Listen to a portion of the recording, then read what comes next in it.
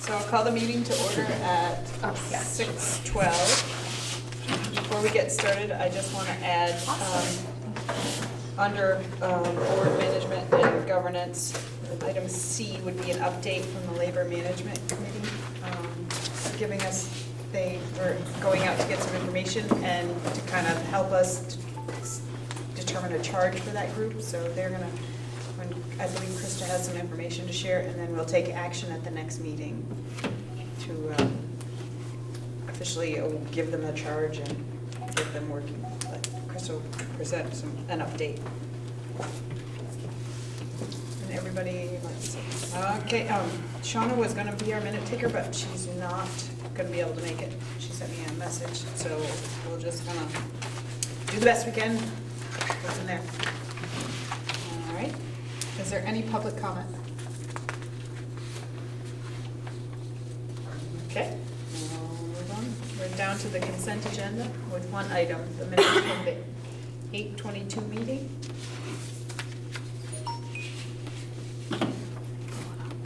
I move we approve this consent agenda. All right, Barry moves to approve the consent agenda. Is there a second? Second. All right. Second by Erin.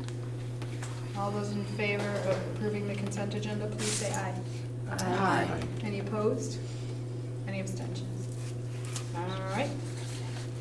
Down to board management and governance. We have some training tonight, and we have MOA from the VSBA to help us with our training. So I don't know if we can run around. So most everybody has a name tag, but we can still go around and say. I'd love it. I haven't ever worked with these boards before, so I haven't met really anybody except you, Don. Great. Well, go ahead, Barry. I'm Barry Olson from Lincoln. I'm Liz Sayre from Bristol. Sarah LaPearl from New Haven. Caleb Elder, Starksboro. Allison Sturtevant, Bristol. Erin Lathrop, Bristol. Patrick Green, Superintendent.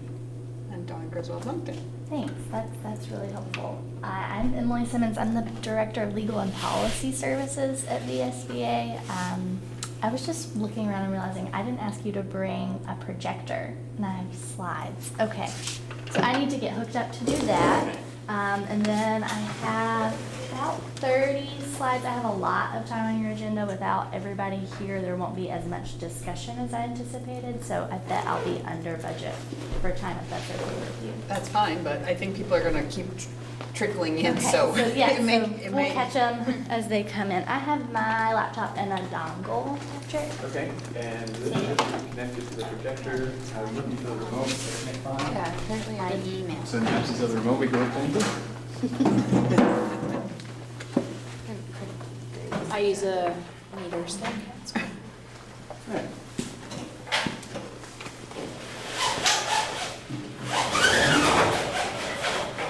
Alright, so agenda. There we go. This is a test.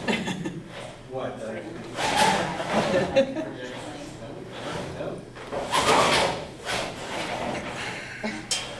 How do you do it? I love this. Oh, it's fine, it's just, these are the only two things on there. I didn't put them in. So community engagement, that's what the strings for, the tie it. so this one is, you know? Oh, yeah. The radius. I read that. He's probably never used the old shades that we used to have in the windows. I read it at home. Just don't let it slip out of your hand. 'Cause Is it? So if there's not a remote, I think the cord will just stretch. Yeah, sure. I can turn a few lights off.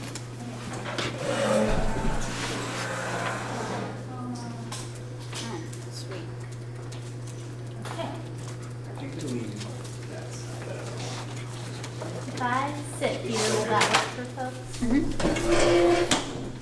It's a nice quiet room. I usually cannot be heard with my mouse voice.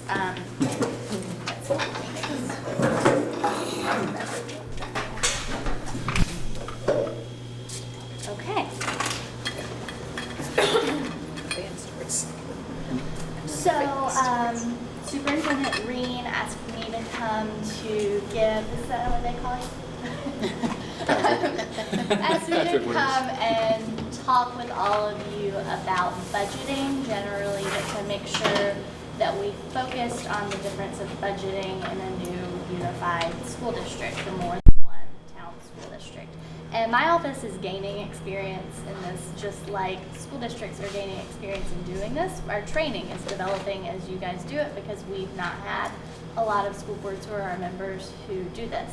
So I know that some members of your board have attended the district management group trainings. There's one of those today. Can you raise your hand if you've been to one of those trainings? And is the practice at this board to send the same group every time, or are you rotating folks out? It's been different every time. Yeah. Because it's in the middle of the workday. And Yes. Yeah. Okay. So I've tried to first of all not be inconsistent with those themes. It's impossible to not be a little duplicative. I try not to steal their stuff, even though it's really good. So I've sourced them on a couple of slides. And my hope tonight is to get everybody talking about what it means to you looking at budgeting in this unified system, and how this board is going to play its role, its proper role as a school board in that process. So that function's not going to work. We're going to scroll. All right. So one of the first things to think about is that you have new opportunities as a unified board.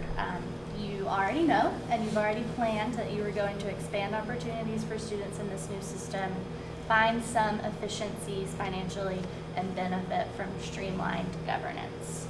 So I wanted to warm up your conversational muscles with sort of 3 loose conversation questions. Talk to each other and tell me, as you embark on this process, what are your very initial high-level goals for this budget process as a board?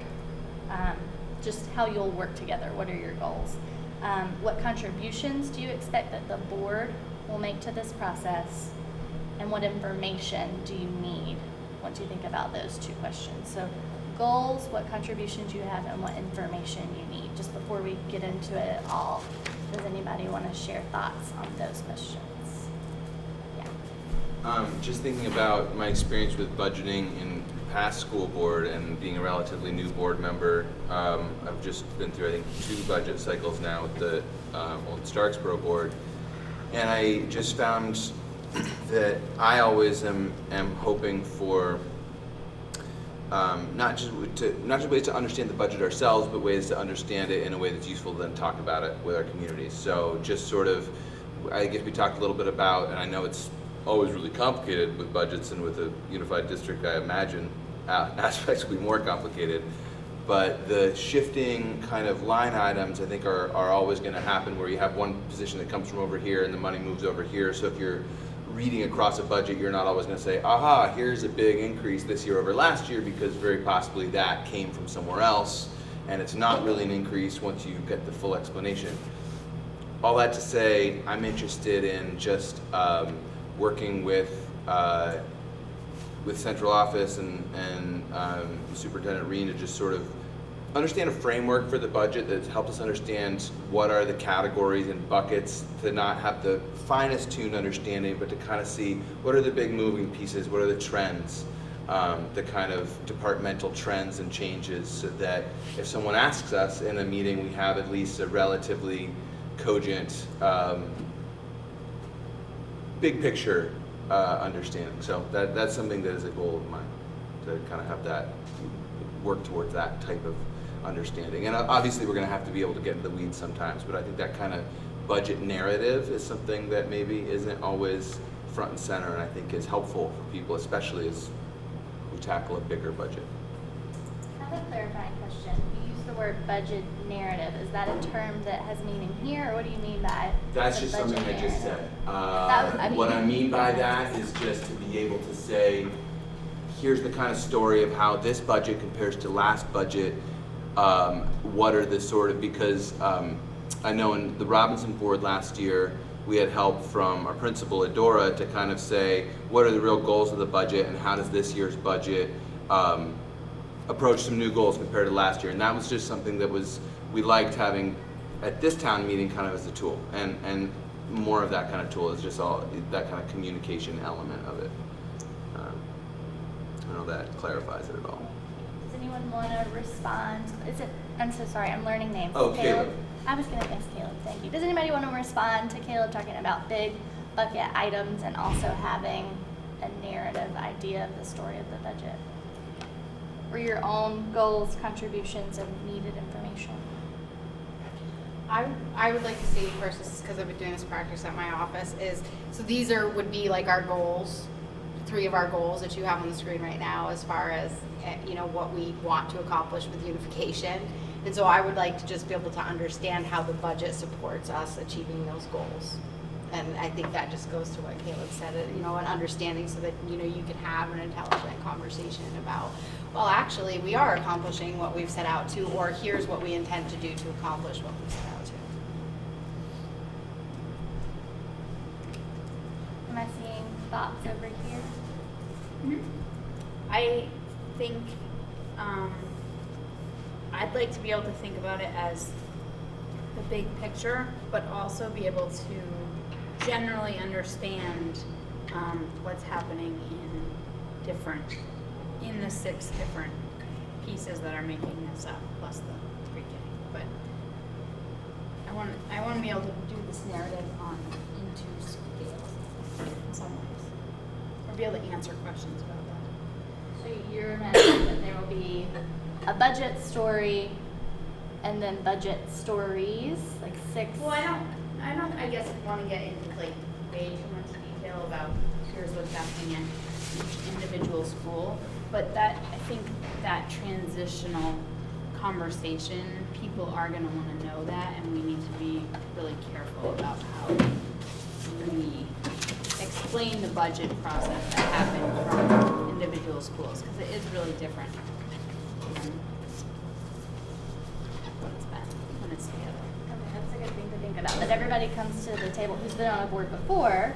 Not everybody comes to the table with the practice of budgeting in their local situation last year and the years before.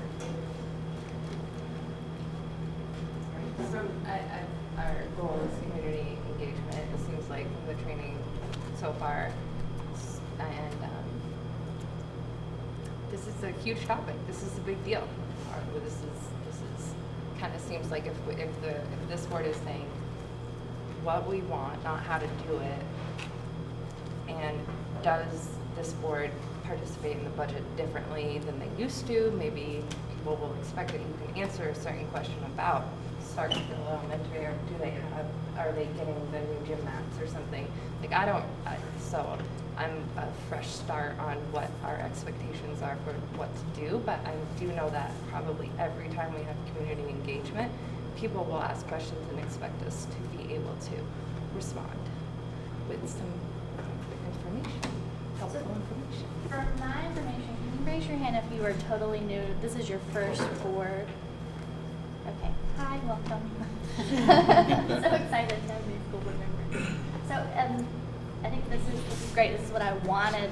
We're going to cover a lot of those issues, or get to. I'm not going to be the expert and tell you. We're going to get deeper into some of those issues you raised as we keep going. So I'm going to move this on unless there's something else right now. Yeah. Well, I was just thinking that because this board is new and the existing boards, especially last year, there was a connection with the policy governance piece where we were connecting what we needed to our ends, and that's going to be another piece of information that we'll need, is showing how this budget is a product of what we saw in our ends monitoring, what we saw we needed, what we're good with, what we don't, how we connect. These are the ends, these are the goals that the community gave us a long time ago, and here's what we're doing to meet those, to continue to get closer and closer to those goals. And I just think the point you brought up is a really important one, and I think ties back to what some other folks are saying. Prior to getting out in the community and fielding a lot of questions about the budget, we ought to have a conversation here about to what extent should you all be expected to know the details? Like where's that line? If we can collectively agree on this is the line at which we stay above in terms of the big picture of the budget, to not get into, are we getting the mats at Robinson or not? So we all have that same expectation of ourselves and one another, and we know how to answer those kinds of questions that are sort of within the expectations, but we also know how to respond when somebody asks a question that goes into a level of detail that isn't expected of you to know, just to prepare you for those community conversations that you're going to have at Shaw's or at the Lincoln General Store or wherever you happen to interact with people on your regular basis. Yes. Allison. Thank you, Allison. To echo what Erin was saying about informing people what savings we're seeing in the budget because of the unification, I think we would need to extrapolate from our Act 46 study report the anticipated savings and say, this is what they were, this is what we've done, and did we meet those expectations? Because for everybody outside of the boards, it boils down to money. The budget narrative is a good thing to have, but for the majority of folks, it boils down to the money and how you're spending it. Does it make sense? And yes, we have to explain how it meets the ends and everything, but there was a lot of conversation about how much money we're going to save by unifying. And so I think we need to be good stewards of saying it's a good thing to do and show them. And if we don't, then we don't, but at least we're being transparent about it. Still got a burning thought, Taylor? No, I mean, I like what Don was saying, and I kind of feel like, as I was saying that the first thing I said, that idea of how some of the budget generally ties into the ongoing ends is just like a helpful anchor point for me, like just to start with also. But I also think that you get into the minutia and it's better left for parents to ask their principals or other people in their local buildings and not try to get that information from us. And I totally agree with Allison. It's about the money at the end of the day. It's just, and a lot of our conversations with the Act 46 study committee, there's not a ton of money we're anticipating saving right off the bat. Now there are efficiencies, there is money to be saved, but there's also increased opportunity and educational opportunity and greater equity for ends policies. And so just as long as we can kind of hit on that and stay at that level, I think it's really important, but not to get into the trap of like, oh shoot, there's not $500,000 in savings this year, somehow this isn't a good effort. It's important to have the two. I think we have to be talking just about those means and promoting this, the school through the budget process. Always taking that opportunity to say, here's all the good stuff that we're paying for. Here's all the good stuff we're getting for our money, basically. Yes. I've also actually, the inequity piece, I think we actually cannot go into the budget without looking at what we used as evidence of inequity in Act 46 and finding a way to make it more equitable. So happy to hear that, because I took the liberty of pulling out a couple of things from your final study report in one of my slides. So we're going to get a chance to look at what jumped out to me as some deliverables. You guys are going to get into it more after I leave, I'm sure. So I'm going to move us on to talk about just generally, this is not tailored to your school district, this is just generally when you unify a system, what opportunities can you expect? So pooling resources is one, really driving all your collective resources to your goals for student learning. So pooling all the things in this list, expertise, programs, technology, professional development time, and leadership time. Here's the one school board meeting that your leadership is going to be at once you get operational, and that's going to be huge. And I know you talked a lot about that in your study committee report. There's actually calculations of administration time that could be saved, and that's going to be huge in budget development too. One budget instead of 7? 6. And then an extra budget. Okay. 7. Thanks. So ideally, unification will over time allow a more precise approach to your staffing across your whole system based on changing enrollment year over year and changing class sizes year over year. And can allow you better support to your teachers so that they can focus on their teaching craft and get supports across the system where they need to be at the moment. So to get there, to achieve some of those deliverables, it's important to remember that basically doing too much too fast can freak people out, is how I would sum this slide up. Focusing totally on your logistics and mechanics in the first year is good because you're excited to do that stuff, but you could miss some opportunities or experience implementation fatigue, moving too much too fast. So smarter approaches to develop right now while you're enthusiastic and it's fresh on your mind, some multi-year goals and plans that's bold but takes those in manageable bites over the years. So that would be, in a perfect world, what you would do and strive for. Any questions about those past two slides? Okay. So a strategy to get you on that path is laid out here. So these big green squares would be your strategic steps. And then in green are just some examples. They wouldn't necessarily apply in every case to you guys. But if you plan, then communicate, share your expectations, get like a first year quick win, I know is what DMG talks about a lot, some things that are low hanging fruit that were identified probably in your study committee report as immediate savings, and then capitalize on all of that to long-term comprehensive planning for lasting change. So some of the examples here may apply and maybe not. I think they're all administration level examples of things that Patrick and the team might bring to you in this or future budgets for some of those operational efficiencies. So just to get your creative juices flowing about what you might be able to do one day. So there's a lot of text on this slide. I didn't get into all of it, but any questions here? All right. So important to keep in mind that roles and responsibilities are still very crucial, and it's great that you're a policy governance board, and so you have a very clear understanding and codification of those roles and responsibilities in your executive limitations. So clarity at this table about what level of budget detail is a board decision and administration decision is going to be important to have a common understanding before you get to, I don't know, January and things are stressful and you've got a ticking clock on when you're going to present your budget. Formalizing that decision-making authority will require some, maybe not hard conversations, just some important conversations, but prevents a potential leadership crisis or power struggle, which you guys would never have later in the process.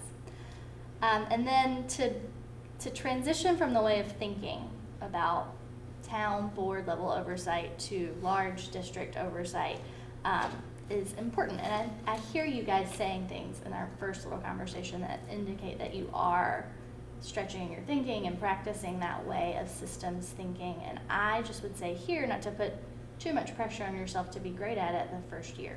You're going to learn as a board and you're going to establish practices that help support that systems planning over the years. So the discussion question I have at this point is, as this new board, how will you strive to stay in your role, school board role, and not getting too weedy, I think is how we usually characterize that, but communicate clear expectations for the budget to the administration so that your team can deliver on those expectations, so that you get so that you have goals for the budget and you get those goals out of the budget. You're not just like, okay, we put a budget together, okay, we'll do it again next year. So what are some strategies that you see to stay in your role, or how will you know that you're in your role versus out of your role when you're communicating your expectations for the budget? Yeah. Hi, sorry I'm late. I was kindergarten soccer coach. Rebecca, I'm Emily. Nice to meet you. I apologize. I'm volunteering for one of our elementary schools coaching. So I would say that I think the idea that you said about having multi-year goals would be helpful when we're talking about our responsibility toward the budget, because if we have clear goals delineated, that would give Patrick and the administration our ideas of where we would expect the money to be flowing towards without nickel and diming each line. And that would be a good way to see if the budget is actually meeting our needs by whether or not we're able to achieve those goals and if we're estimating our timelines correctly. So that would be one way that I think we could do a good job. And the better I think our 1, 5, 10, 15-year plans are, the better I think Patrick could do to plan far enough out that we could actually save money for things or do other things like that.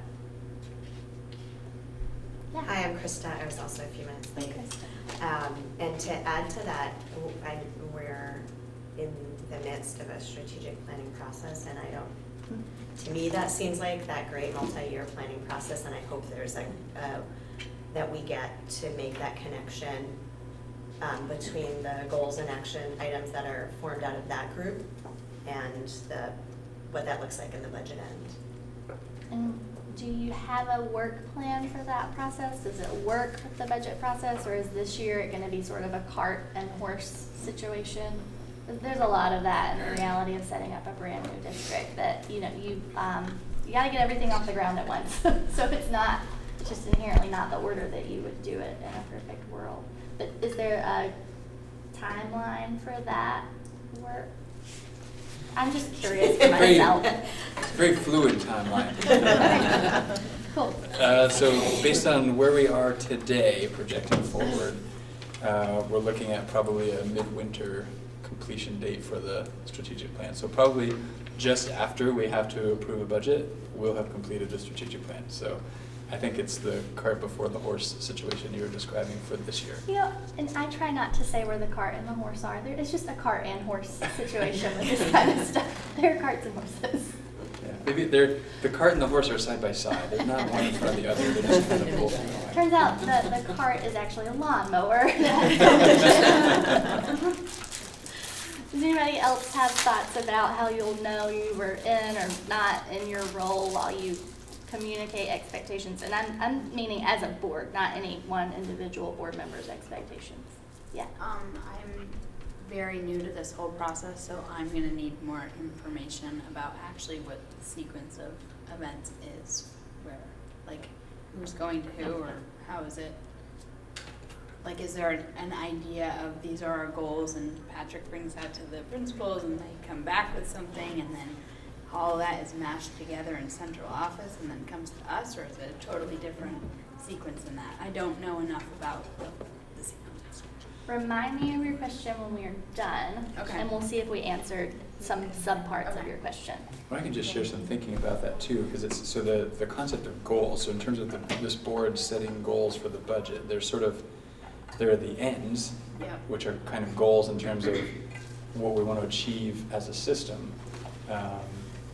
And from that has been created the strategic plan. That's what has driven some additional goal setting and action steps to realize that vision, mission, and ends. So that work has sort of happened already for the board in that perspective, but there's also goals in terms of what's an acceptable target for an amount of money to spend that that is acceptable by taxpayers, or at least we anticipate being acceptable to taxpayers. And that's sort of another kind of goal that's really useful. Like, that gives me a target with which to work to say to my team, so we need to achieve these ends through this plan with this much money. What I think is challenging sometimes is to not have a budgetary target set by the board, and for me to have kind of a blank slate and say, this much money would be nice, because that tends to not always be the reality.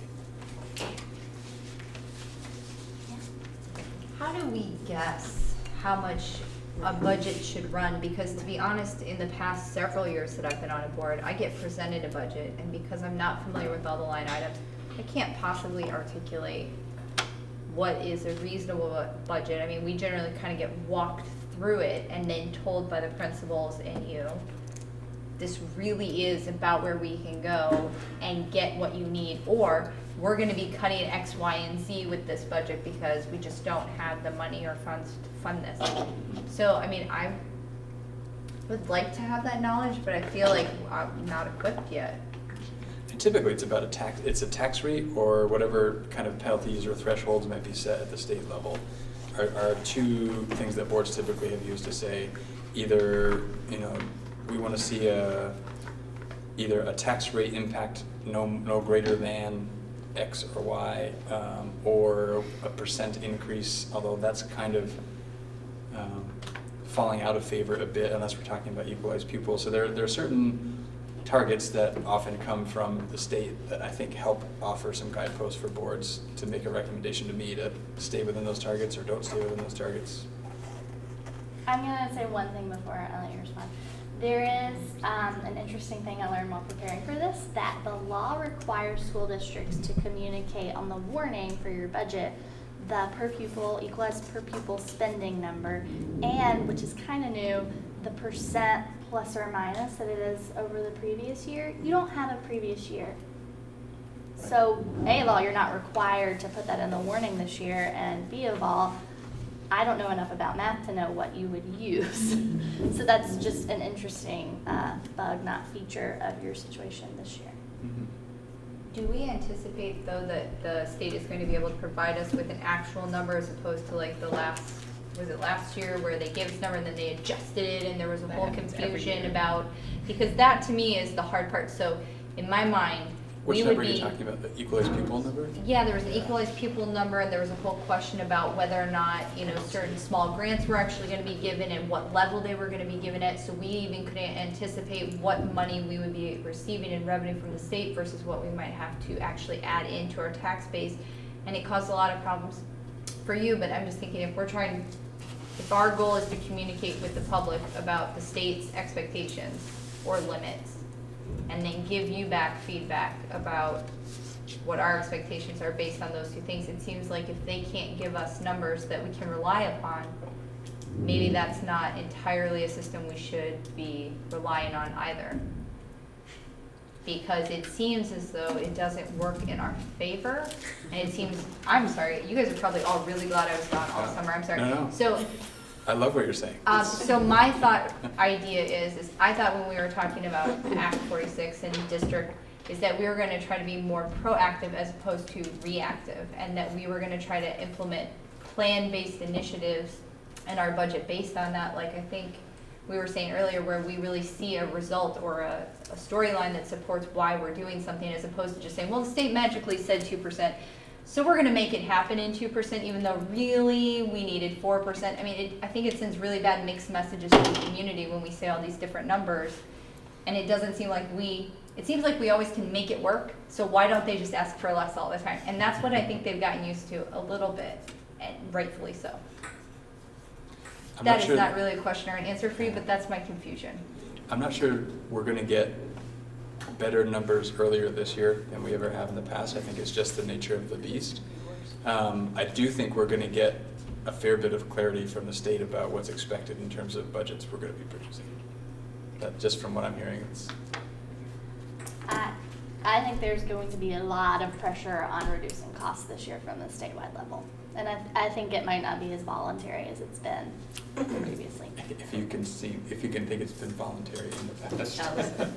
So we already have a ballpark number of what it costs our district to run, because you have the individual school budgets plus the central office budget.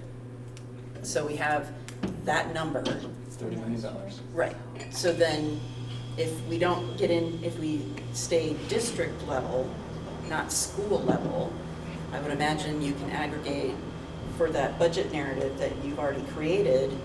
What does it cost? You know, the student outcomes, administration, those buckets you created, and I'm not remembering all of them, but it was very simple. So I would imagine you could aggregate. Maybe I'm getting too much in the weeds, but Just about 3 slides ahead of me is all. okay. But I would think it's fairly easy to know, and if we're able to function with that amount of money at this point in time, should be able to come to a number that's somewhere around there. Hopefully not. Piece of cake. Because we did start, one of the first meetings I came to, we did a slideshow that gave us. Sort of the overview of the consolidation, yeah. Yeah, so that would be a good place start probably, and then I just can't, so I also, and so maybe you'll cover it, but a goal for me today is to learn. I think the belief of the community, or what I believe, is that the school board makes the budget, and then, but then I learned that the state gives you an amount. And so, do we really give an amount, and does it really matter? I mean, I don't. The answer is yes to all of your questions. That's the So, combination. yes, Okay. under current law, which I'm always worried will change, you get your fully funded budget that you ask for. So you pay a tax rate that is reflective of, locally you pay a tax rate that's reflective of where you compare an about average of the spending across the state. So folks that budget for a little more spending than is the mean or the average, pay higher tax rates because of that. But the system is truly statewide. So your dollars that you raise here don't stay here. They go to the state. The tax rate and the other factors are decided by the legislature, and then checks are issued to you for what you asked for, with one major exception, which was this past year, Act 85, which is a result of that veto session in June, where for the first time in my knowledge, the legislature said the school districts will not get their full education payment. We will deduct some off the top for the education payment. So under current law, as it's supposed to be, you get what you budget. You get it in installments throughout the year from the Agency of Education. So if they say we have a 2% increase and we go over a lot of years, what they say is, whatever you go over, you basically double that and give it to the state, but it doesn't go back to your education. It goes in the state's general fund, and the state can choose how to use it however they want. So not only do they already recognize that you're behind the 8 ball and being able to fund whatever you need to run your school successfully, but we're going to take more money from your towns, stick it in a general fund, and put it wherever we decide might be fun for us.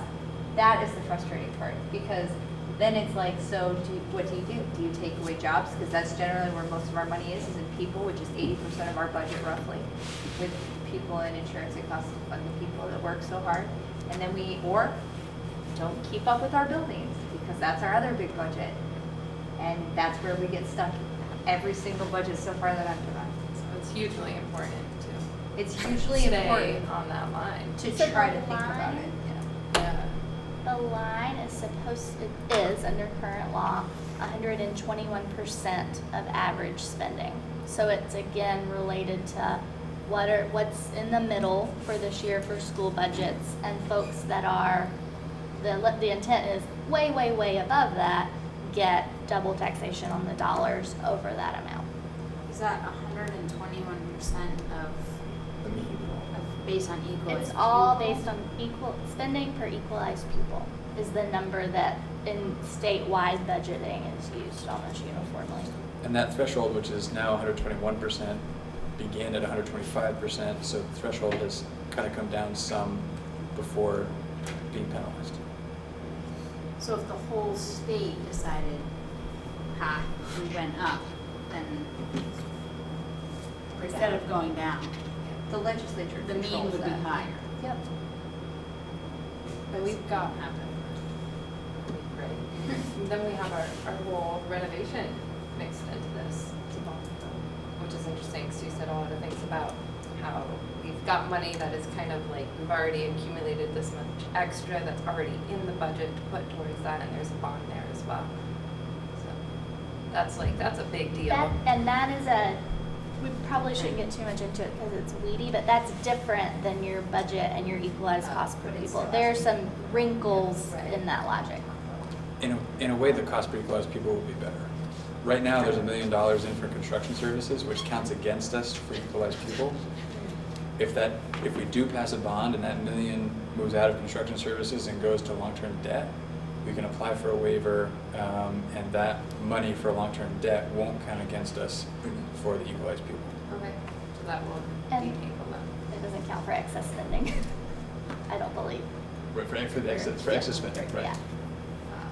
Yes. So Emily, the holdback that you're talking about for this coming year, the law, that's because of the Clawback. health insurance, right? Okay. Yes. Clawback. Yep. It's really dumb to call it a clawback because you never had the money. Right. They reduced the amount of the check Right. that they're supposed For to. me, it's a holdback. Yeah, I we call should have it- been calling it a holdback. It's a Thank you. holdback. You're right. It is a There's holdback. no clawback. It's a negation of Act 60 and 68 as far as I'm concerned, but that's another issue. Okay, I'm gonna move us on because that was pretty detailed stuff. Okay, so here is the one VSBA articulation of the board's role in budgeting. So, so first of all, sort of establish a culture of care and concern with the financial resources of the district. And you alluded to that earlier when you said we're going to be good stewards of what we promised with Act 46. That's what that means to me, at least. Establish an expectation that in this district, taxpayers receive a really high return on their educational dollar investment. Give your administration very broad parameters, which you guys have just been talking about how that's difficult, but you'd like to do that for this budget. And focus on your cost centers, not your line items. So I've heard Caleb refer to that as big bucket items. Encourage creativity and collaboration in your administrative team and ensure an open and iterative process to build knowledge among this board and to make sure that your community understands what you're doing and why that's communicated. So those are some ways I think you'd know that you were in your role when you're talking about budgeting, but it's not that simple, obviously. Okay, so here's what I promised. Patrick and Howard provided this to me. It is the supervisory union's current year budget broken down into just the biggest cost centers. So this text is very tiny. Blue is employee salaries, so that's your biggest portion. The orange is employee benefits, so that's next. Then off on this side, a different shade blue is other purchase services that says bus, transportation, insurance, etc. Then you have another shade of orange, which is your property maintenance stuff, building and grounds, services that are purchased. Then you have supplies, you have equipment, you have dues and debt. You have purchase professional and technical services. So those are just your big items. It's mostly employees, as you guys already knew. And here's the high level breakdown of those with dollar figures. So that's how you get to the, if you just lumped it all together and went home, $30 million. Sarah, can I ask one clarifying question? This is probably for Patrick, but are all of those things already consolidated? Like within, like is equipment already managed by someone in one space, or is it all in different buildings? So there's room in some of these buckets for streamlining, potentially. Yes. And there's sort of two, so there's streamlining sort of operations and oversight, which may or may not produce savings. It may just create other kinds of efficiencies that don't translate into dollars. Like a simple thing though, like the paper is all purchased by one source and that. Right, so some of that's doesn't happening. happen. So we Okay. have some vendors that that all schools share. So we do a bid, and we have a bid that gets awarded, and everybody buys supplies from them. Right. Mostly that's just because kind of everybody's getting along. It doesn't have to happen that way. Whereas in a single district, it's more likely to happen. And that happens in some cases. In other cases, we're not quite as organized around those sorts of things. So are those the types of things that you're doing within central office now that we're going to have one district to do, or I'm just curious? Right now, my thinking is on bigger scale things, Right. even than where we're purchasing supplies from. Although that's a piece of it, and mostly because some of those smaller wins, we've done some of already. Right, yeah, I was just curious how far along that stuff was. So now it's looking for efficiencies in staffing and different way things we can do creatively to meet needs and meet the goals of the end, and do it efficiently with the staffing we have. And that's the kind of stuff that you're gonna have your hands full of, and talking about paper is gonna be hopefully like, oh, no time to talk about paper, we're talking about, these, these bucket items. So, yeah. Another helpful diagram is to ask these questions. How are resources moving and allocated system-wide? Are there opportunities to increase equity in the way resources are distributed? And are there opportunities for efficiency in the way resources are distributed? So here are just some examples. These are not hard and fast below, but understanding large cost centers might be one. So Sarah, I'm gonna pick on you a little bit only because you seem like you can handle it. So instead of asking, okay, is like paper unified, you could ask questions more like, well, is central office as tight as it can get? You know, or are you expecting something to come out of that cost center this year? So the curiosity is good, but just reminding yourself that there's a lot higher level to it than that is going to be something I think you'll do a lot of reminding yourself. So these 3 questions might be, if you find yourself sitting in one of your budget sessions and wondering, how am I engaged in this? Do I need to ask a question? This would be a good cheat sheet for good board member questions to ask. I think Dawn is calling on people at this point. Rebecca. Hi, Dawn. Patrick. Strategically, how are you in the big picture identifying these ideas of where the opportunities to increase equity and things like that are going? Do we have some type of outline of like how to make sure, I know paper may not be important now, but the idea that in the grand scheme of unification district, whatever, we would address all the areas. And I don't necessarily care when you address them. I was just wondering if you actually had a plan in place on how we make sure we do get to all the areas and that we've looked at it from a high enough level to see maybe the best ways, not to save a lot of money. I don't think Act 46 ever thought we were going to save tons of money, but to really increase, not that everyone has the exact same thing, but that level that we wanted to raise the bar on for all of our schools and to get that kind of return that we would like the community to see where we become, you know, a superstar in Vermont for education. So we talked some about that today, actually. As Emily mentioned, today was a district management group meeting. So several members of the admin team and I were at this training for 3/4 of the day. The focus is on roles and responsibilities, so who makes what decisions as we become a single district and we look for opportunities for improving equity. So understanding that's really important, and then understanding that there's a lot of layers to making those decisions and thinking about how that might affect schools. And really it's collectively the administrative team needs to have conversations about how do we define equity. There's lots of different ways you can think about equity and what it means to have equitable experiences and outcomes for kids, as well as equitable inputs sort of into the systems to get those outcomes. And we have to have those conversations so that we all understand the same definition of equity and then get a sense of where are we now relative to that definition or those definitions of equity, and how do we get from where we are to where we want to be, and how much of that do we achieve in year 1 or 2 or 3, recognizing it's probably a multi-year process. So is it too much in the weeds for like the school board members to be involved in defining equity?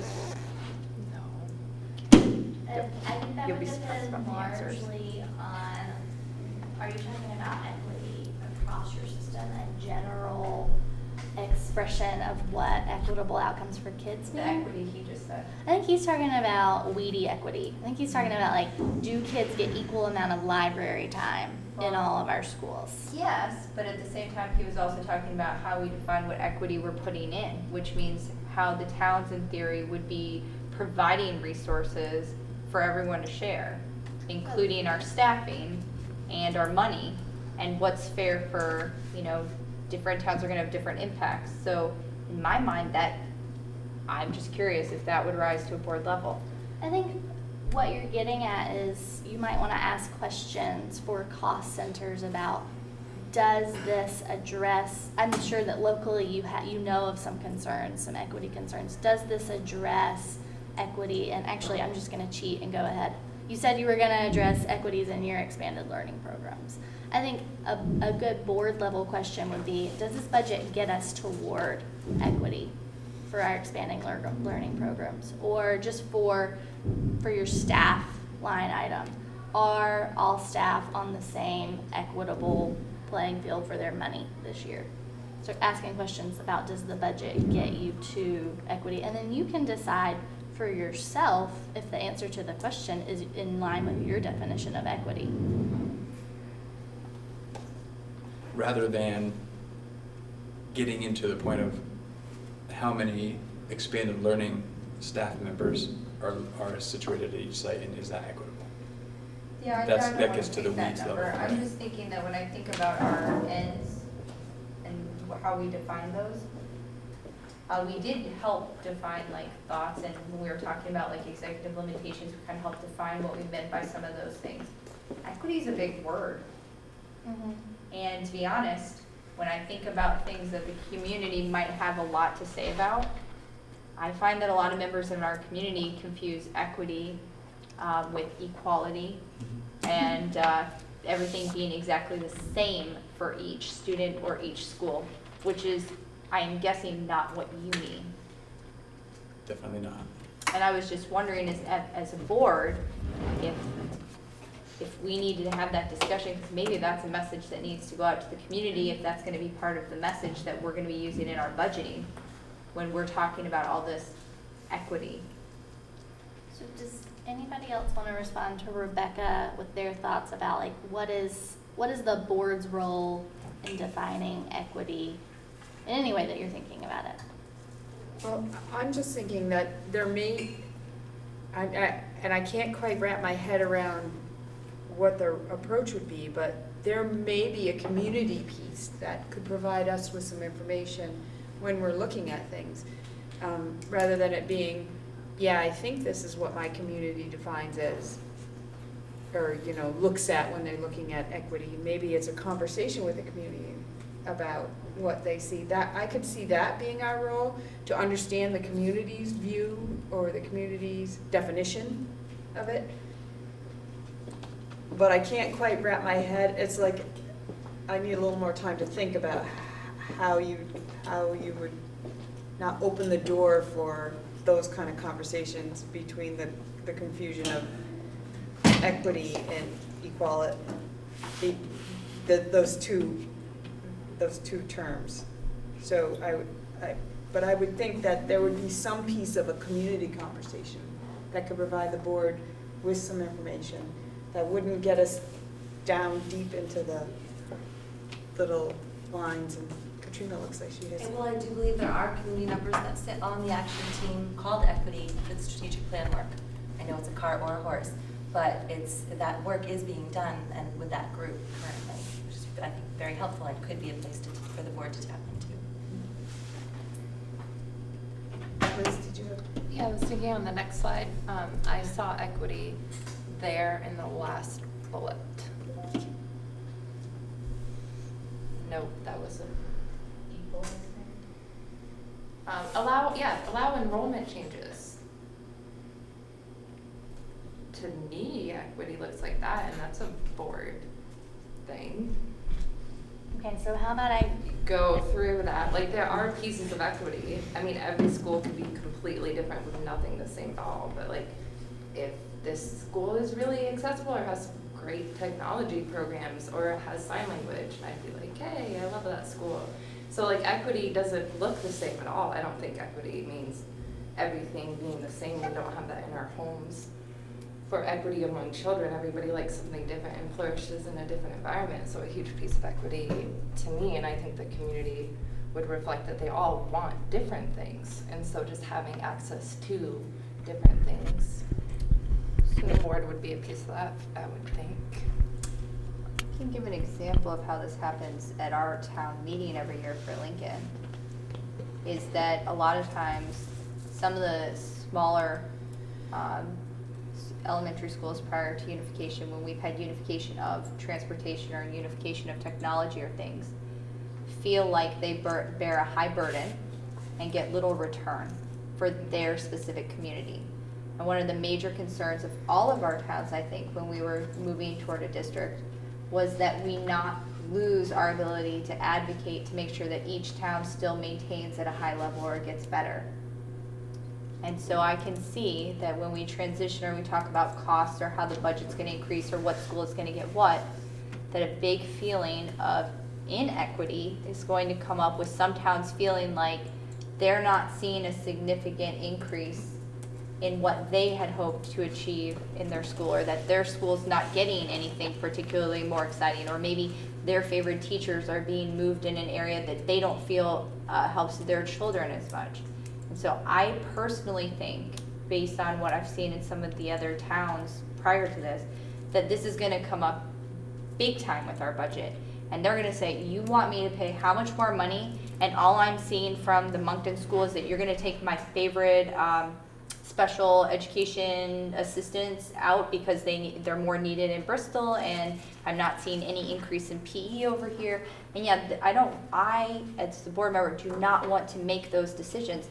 But I do feel like we're going to have to address them in the budget, because every year we have to, we've had to explain in Lincoln how equity does not require Lincoln to use all of their same resources every year that Bristol does if we don't have the same need. We talked about that whole idea of like buying insurance kind of for when you do have an outlier year for like special needs or something.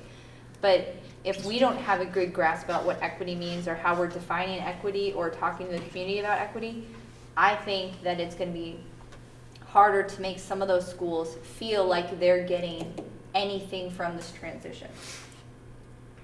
Again, you guys were also happy when I was missing some of the meetings, sorry. That was a good point. Yeah, it's really, so if you're gonna take and you wanna be able to have the same resources at each school, I mean, that's the opposite of saving money.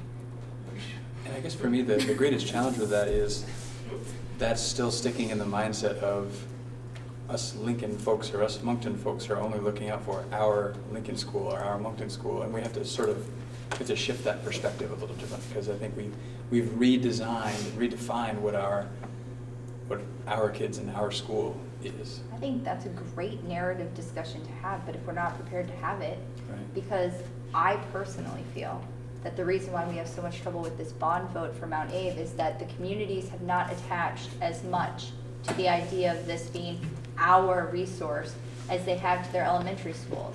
And if we can get that feeling, then I think that we'll be far more successful when we ask for things for this school where all of our children go. But it is odd that we get so much support at each individual elementary school level. Those same kids go to this school, and when they get here, it's like a black hole and nobody wants to commit to it. And that to me suggests that we don't have a good narrative yet that's connecting with our communities to explain it.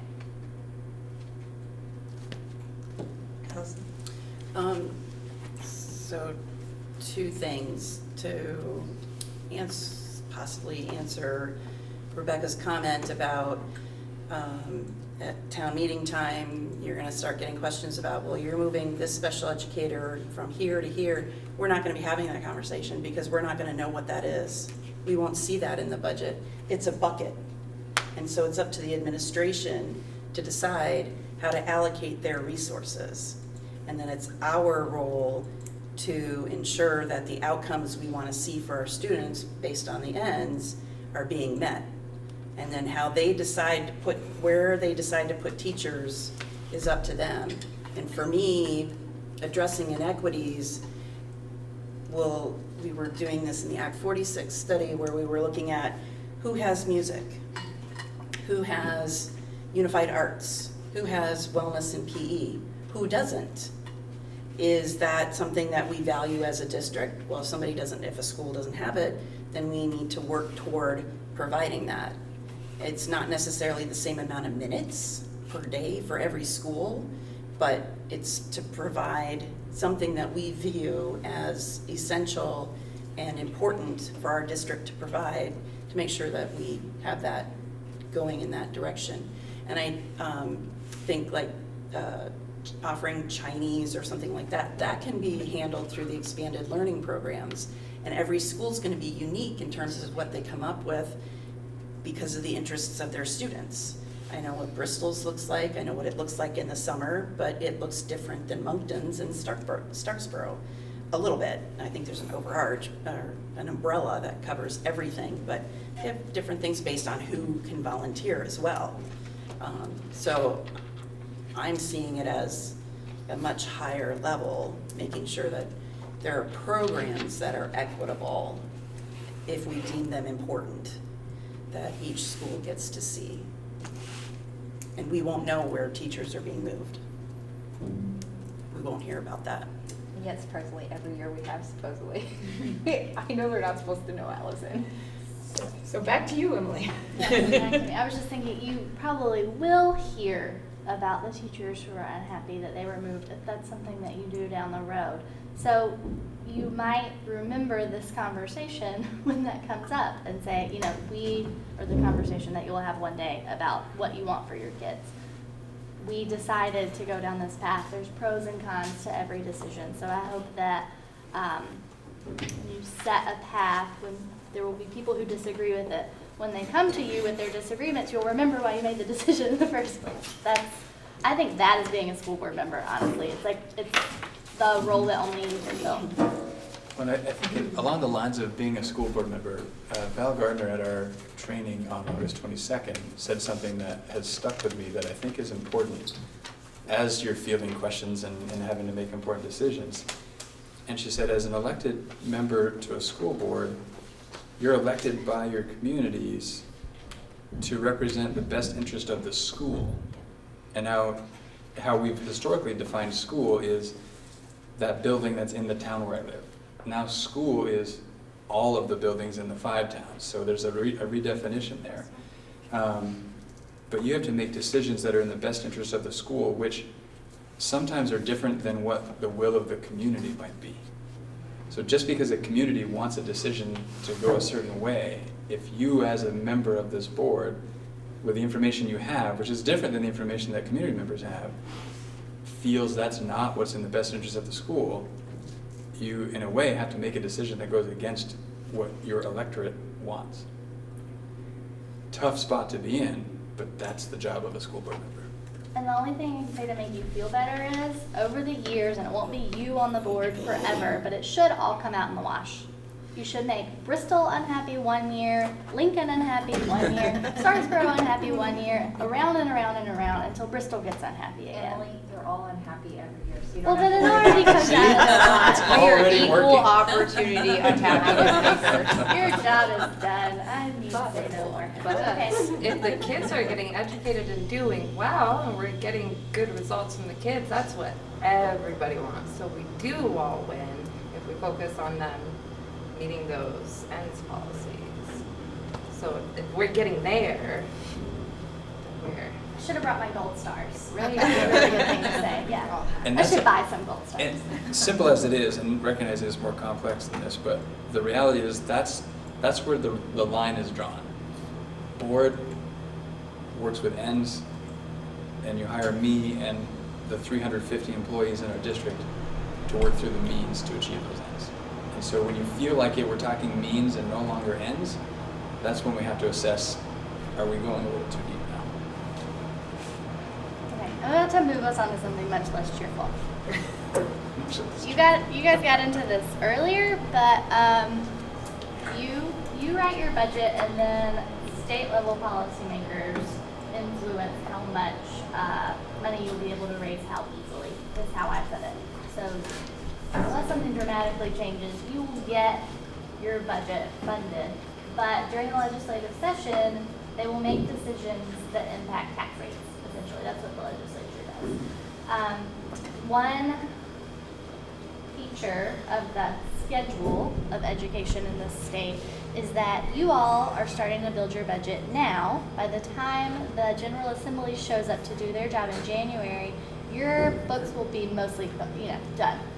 You will be warning your budget by the time they get comfortable in their chairs in the General Assembly. They will begin to talk about the forecast for the grand list and the overall, but they wait actually until everyone's sent their budgets to the Agency of Education to see what the trend is for that year, and they use that to write the bill that sets the yields. They don't actually set the tax rate anymore, they fluctuate the yields.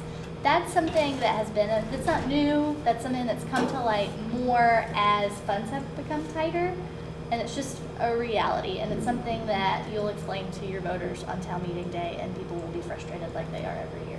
So that's unfortunate. This year, we have a second unfortunate situation, which is that due to the state budget and funds that were used, there is what I like to call a $50 million structural deficit in the education fund this year. And Dawn and Patrick heard about this last night at our regional meeting. The VSBA is making this a theme of our regional meetings that we're having this fall to try to get the word out to school board members that the money picture's not rosy. And you'll make your decisions locally, but you deserve to get this heads up that money is going to be tightened again this year. So just to break it down what happened this year, there's $43.7 million of one-time funds in this current year's education budget statewide. Part of that is the recapture, or what do we call it, the holdback? The holdback, which was almost $9 million. $35 million were true one-time funds that bought down property tax rates last year. So it was $27.4 million that was just surplus. It was an overestimation of how much special education would cost statewide. And the Agency of Education has assured us that they are good at that calculation now, and there won't be an overestimation next year. So this is a one-time trick that they've pulled. And then in addition to that, the General Assembly decided to use $7.8 million from the Education Fund reserves. And that's a less common move. So the reserves can be, and you have reserve policies locally probably. My job, my nonprofit, has a reserves policy. The reserves policy for the state is that they can be between 5% at the high end and 3.5% at the low end. Statutorily, they'll be in big trouble. I don't even know what happens if they go below 3.5%.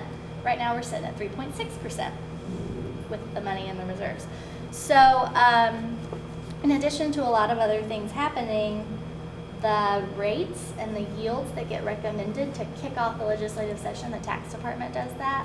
The folks at the tax department are required by law to recommend yields and rates that fill the reserves to 5%.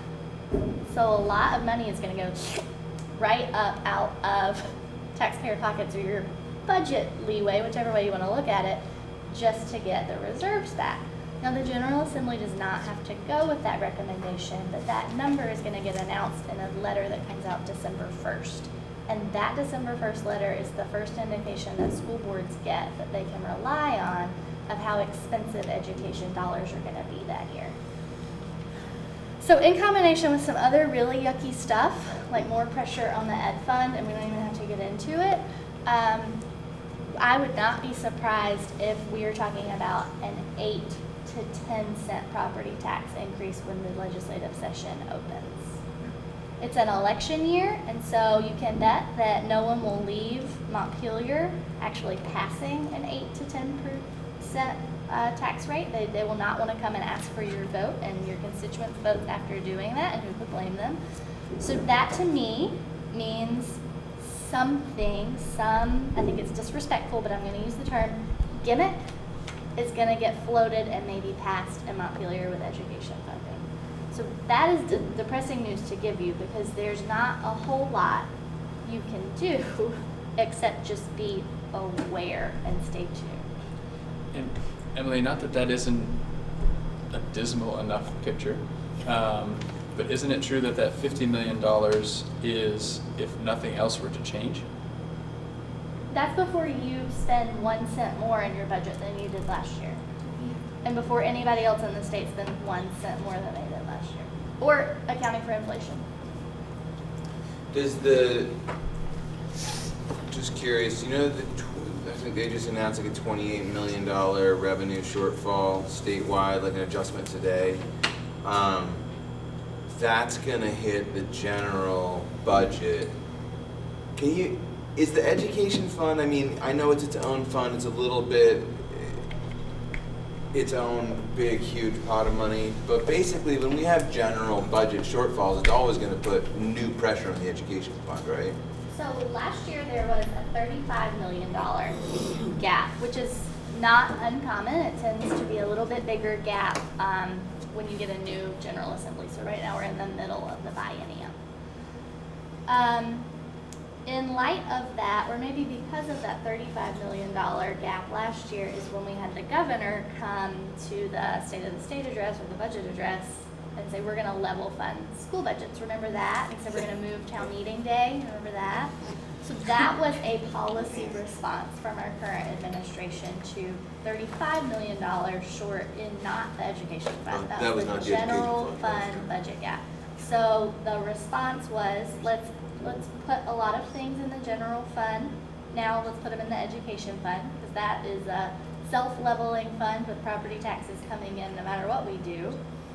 And let's level fund school budgets to avoid tax increases.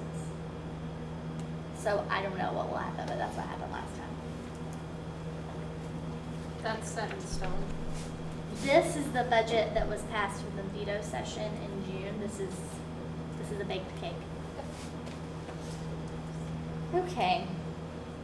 Oh, also there will be continued pressures to fund early childhood out of the education fund and badly needed higher ed increases, which you will not hear me argue against, but they have to come from somewhere and it makes me nervous. So yeah. Can you explain the $35 million to lower property taxes? So that Yeah. was money taken out of the Yeah, educational fund and so just this given is it something back? that school boards do too. So if you have money on the bottom line, you didn't spend it all last year, it's your surplus or your reserve or whatever you call it locally, you could save it away for a rainy day. You could use it all at once, which would lower the amount that taxpayers owe into the system that year. Or you could spread it out to avoid big, rises and dips in people's tax rates, which tends to upset them. My boss and I, on behalf of you guys, advocated for that third approach, but they took the second approach, to just spend it all in one go. Okay, so another reality that we are sharing at our annual meetings that I'm just plugging right here, is that in the universe of calls for cost containment, not all of them are bad, in my opinion. You can make your own opinion. So Vermont has the lowest student to staff ratios in the country by far. We also have the lowest student to teacher ratios in the country by far. It's like not really a contest. So this is staff to students. So this is everybody that school districts employ. This is not teachers or licensed staff only. And this is 3 different years that have level data. So we've gone from 1 to 4.67 to 1.423. There are fewer students per staff member. It's a trend. We've been telling people at our regional meetings that way back when, in 2014, when this first became a stat that the Agency of Education let people know about, moving from 1 to 5 would have saved like $75 million. And people got excited about that. And they said, we should do something about our ratios. 4.67 and 5 aren't that far apart. It probably wouldn't hurt kids in any way. It's just something we should do. Well, we didn't, as a state, do anything about it. The trend has continued, and now just maintaining what we had would have saved $86 million. Now, if we went to 1 to 5, it would save $175 million. So it's just, yeah. Does that take into account the fact that we've had a continuing decrease in student population? In fact, Vermont as a state has a decrease in overall population. We aren't even flatlined anymore. We have people leaving and not coming back. Yes, that reality that you're describing is why we're seeing this. Okay, so it's not like we're hiring more staff. It's really that we have a decrease in student population and we haven't been adjusting the staff down fast enough to accommodate it. Does that also take into account any of that whole ghosting student credit that we get, or is that without any fake When we students? show ratios, we use enrollment, which is human students. Okay, awesome. I would just like to point out that this is every person hired by the district, which is custodians, nurses, special educators, teachers, administrators, everybody. Everybody you don't contract. Like you're in the So if we were to look at the student-to-teacher ratio, the number would be really, really, really different, especially for our district. And we did these numbers. So people have to remember, this is not student-to-teacher ratio. This is student to people in the building and in the district. So to say you should go from 1 to 4.6 to 1 to 1.5 or 1 to 5, what does that mean? Who do you move? What? And what I was going to say is, this includes special educators. And we have seen a massive increase in the need to hire special educators for a variety of reasons. Social services budgets have been cut, decimated, so the services have moved to the school. We don't get any money from the state to handle that other than through special education. So this is misleading. It's not intended to be misleading, it's intended to raise the kind of points that you're raising. Everybody at the regional meetings is saying the stuff that you're saying. Nobody has been cheering this statistic being brought up. It's a reality. Averages are hard.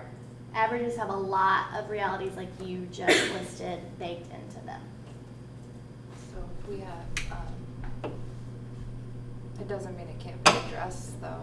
So I'm happy to share that my child has a one-on-one, and if he perhaps as a consolidated union, he could share it with somebody else that maybe had a similar need.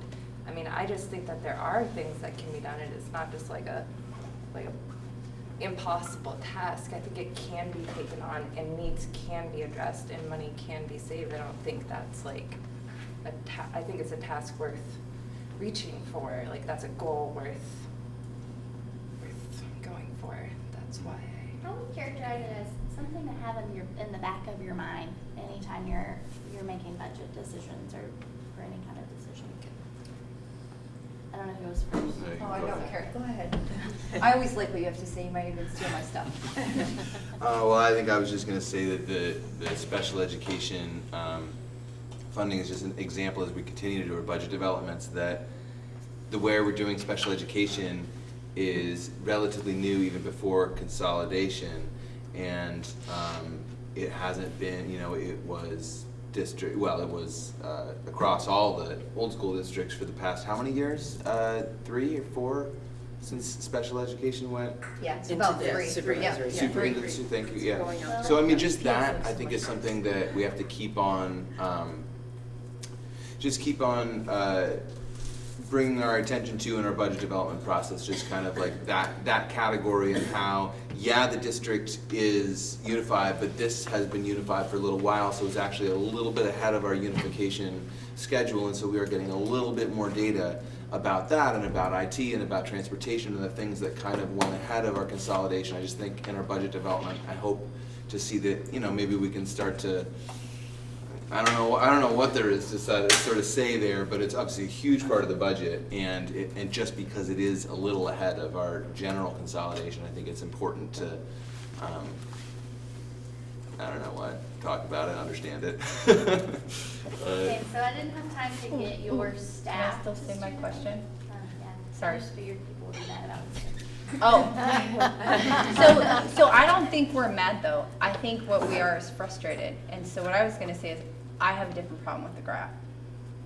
No, I don't care which graph it is. I have a problem with both of them, so you can just say whatever. And it's not because your numbers bother me or that the information is incorrect. It's absolutely correct. What you're providing us is correct. But the problem for me is that the focus is incorrect, or it's lacking information that needs to be included, I think, in this discussion, because we are ends people and not means people. And so the problem here is I don't care what the ratios are. I want to know how well my kids are doing in relationship to all the other kids nationally and internationally. And I can say that regardless of the ratio there, I haven't heard stellar examples from enough of our schools across the state, much less our current district,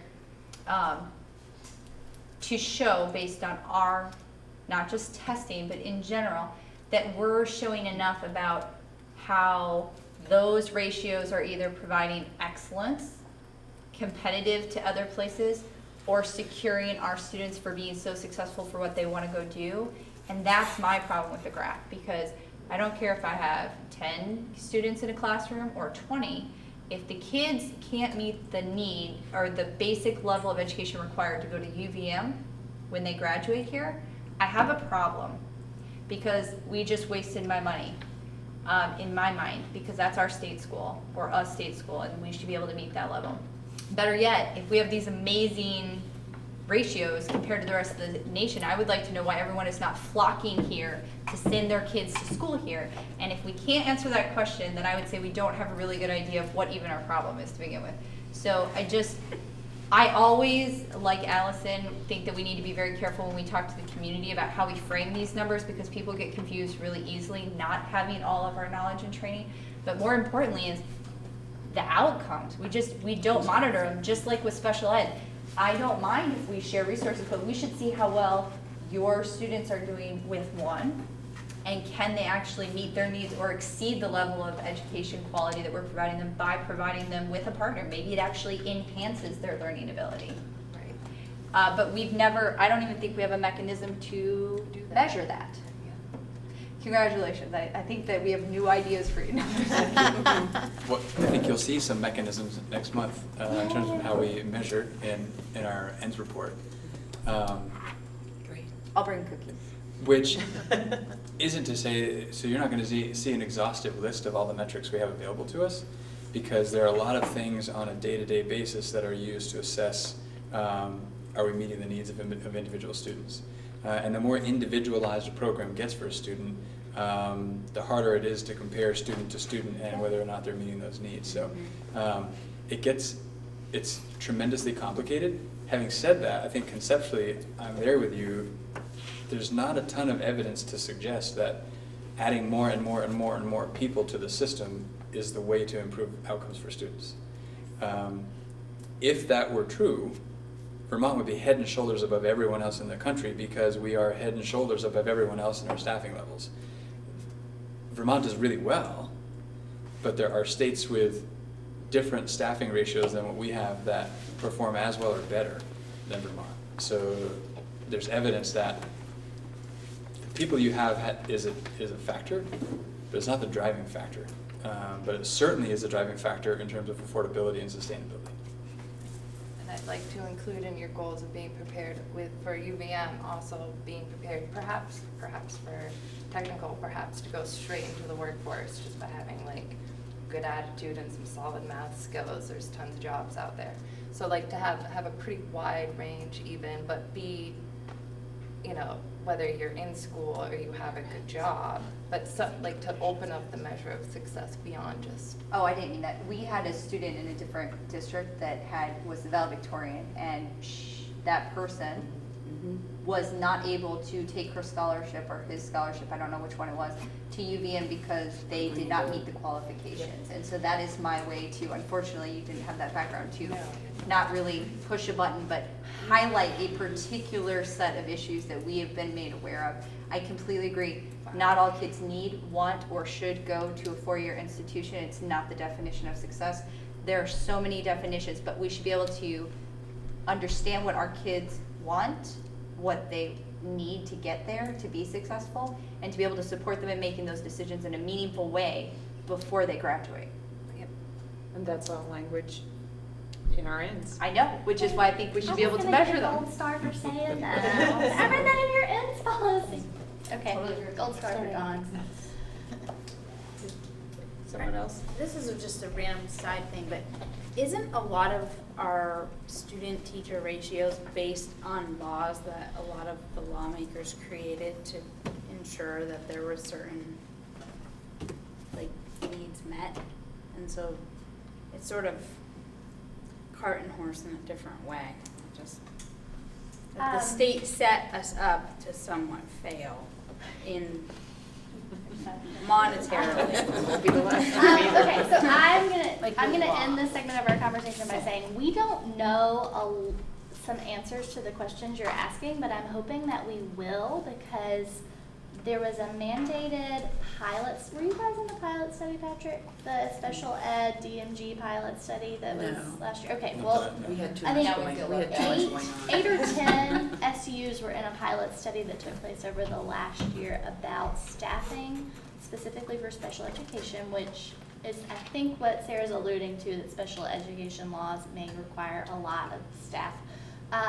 So I'm plugging now. At our conference at Lake Maury in October, which is in the middle of the day and hard for working people to come to, the Agency of Education is going to present the findings of that pilot study. That's not the only place you can read it online when it comes out, but you could listen to a presentation. I'm really excited to see that. I'm going to be there because we have seen early indications that some of our kids who need the most adult attention are, in a lot of cases, with the adults who went to school to be a teacher the least amount of time. Is a Yes. really easy way to say that. Okay, so stay tuned. Okay, you guys have been really good at discussion. I think we are over time, Dawn, and I apologize. But okay, we're good. So this is what I was hoping would be a global discussion. I was trying to tie together what I anticipated would be some themes here. Good. So I think all school boards, and especially school boards that have done Act 46 work, and I include you guys, have a commitment to quality and equity. Here, especially to honor your board commitment to the policy governance framework, to respond as best you can to fiscal realities statewide, and as your local people express them to you, and the goals that you signed on to in Act 46.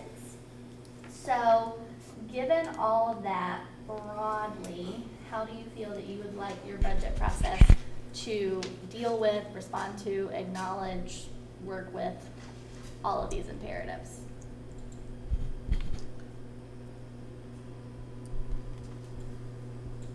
Thank you, Krista. Two things I was thinking of. One, being able to count on central office to give us the most current information that's coming out of the legislature, so we know what the realities are outside of what's happening here.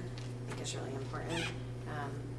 And then also there was a slide a few back that was talking about some questions that would come out of our final study that we might apply to this first budget, in terms of knowing whether, yes, right. So I was thinking, you know, for me, knowing whether a budget is a good budget or not, having questions to ask about it, they might be different questions each budget cycle, or maybe there are a specific set of questions that we regularly tie to our ends policies, but having a framework of questions that we can use to help guide that conversation, and then our administrators provide evidence based on that. So, can I reflect back to you what I think you said? Yeah. So I think a set of questions I would maybe call a rubric. Mm-hmm. Like, Yeah. maybe you would like to think about a short, easy starter kit rubric that's just a board document that lets you know if you like your budget. Right. Right. Allison, did you have something? I'm agreeing with you. And Krista. Glad I called on you then. Anyone want to respond to that or these questions? Or maybe that's just the answer. Thanks, Krista. I liked how you boiled the process down to 4 bullets. I thought this would take 15 minutes. Not this, sorry. This, not this. This. Okay, so I have a case study that I think was alluded to, and I think the SBA does this case study too much, but you have some people who've never been on a board before, so I'm taking the opportunity to pull it out, and I changed it a little. So if you would please read this to yourself and then look at me when you're done.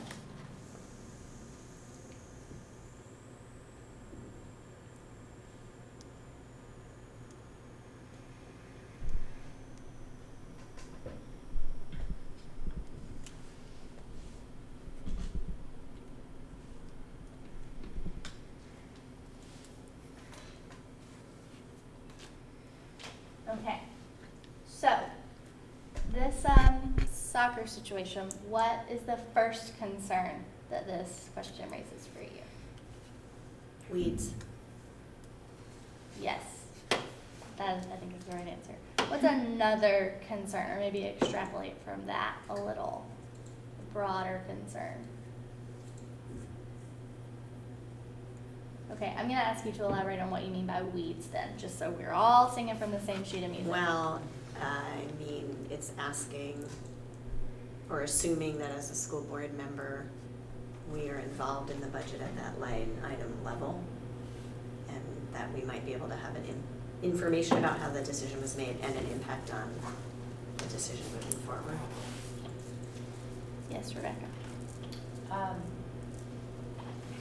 My thought would be that, like Krista is saying, sometimes we get asked questions that imply that it's just about one school and that it's about one specific item that's of concern to one person. And how do we kind of take that and let the person know that they've been heard, though? Because we also get in trouble when we make people think that A, we don't care, or B, we don't know what we're talking about as a school board.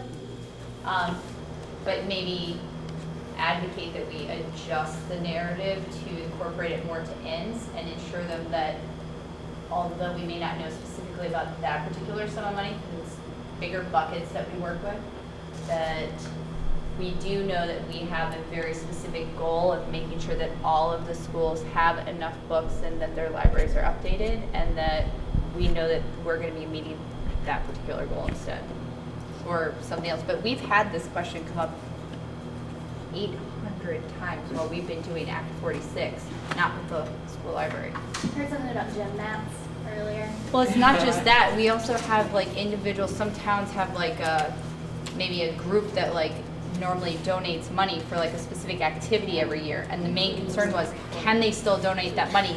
Will it go to that school? Or now does it have to go to all the schools and can they not do it? So we know the answer to those questions, but. Who could sort of formulate a response to your soccer friends that expresses what I think it was Allison and Patrick were talking about earlier about being trustees for the district, for all the schools in the district?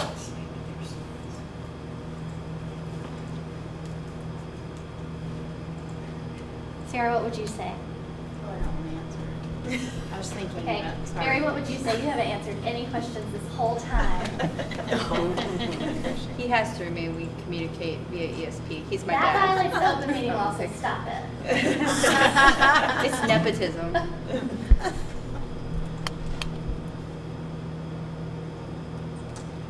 don't know, I'm trying not to answer the questions, I just try to redirect them to the district, but I don't know.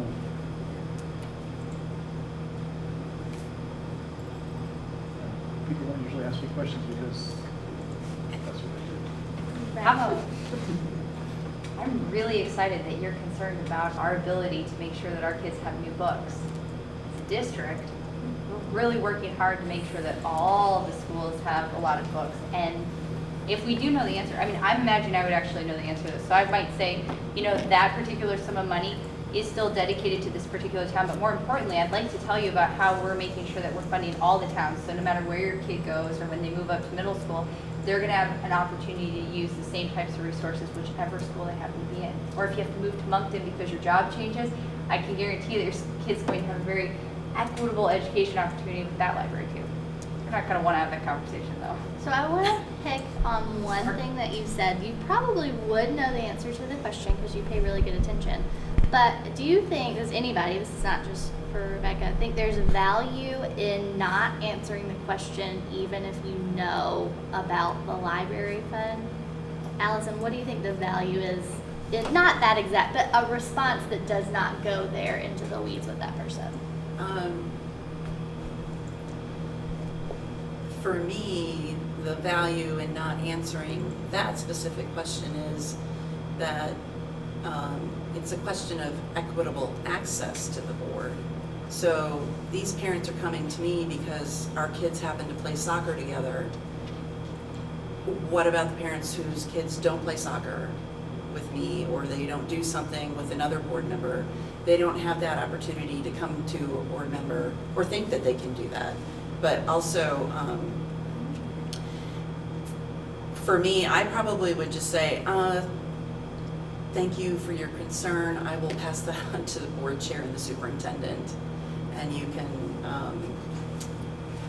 get in touch with them if you'd like, because I don't want to give somebody an answer that comes out of my head at that moment in time, because I shouldn't be speaking for the whole board.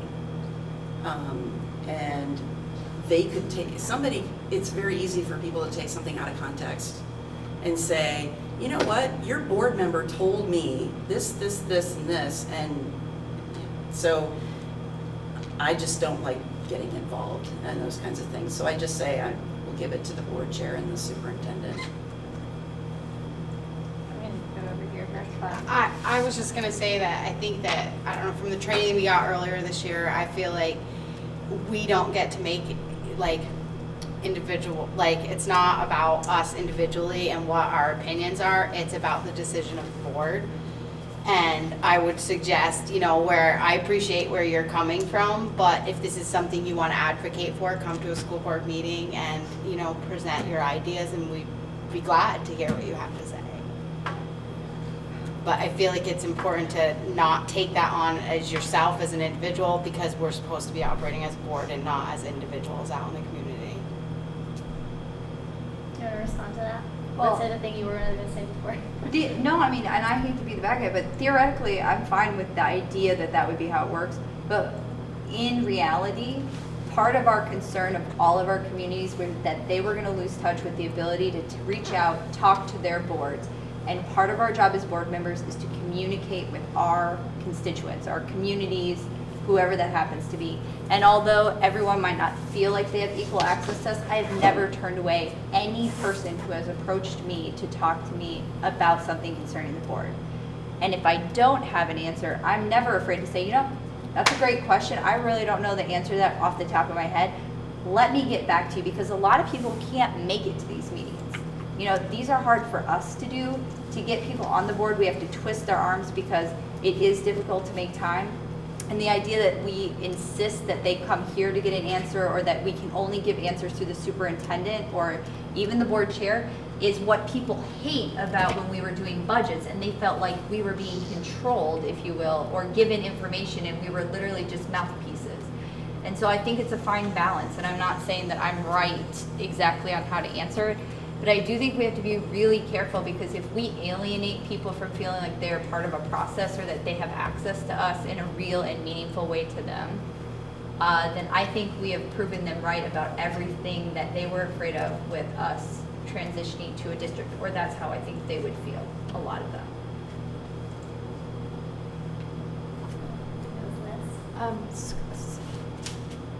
The SBA, the next October 19th and 20th, it looked like they were really going to focus on community engagement and really going to encourage us to get out of the boardroom and talk to people, so that we can figure out how to have these conversations.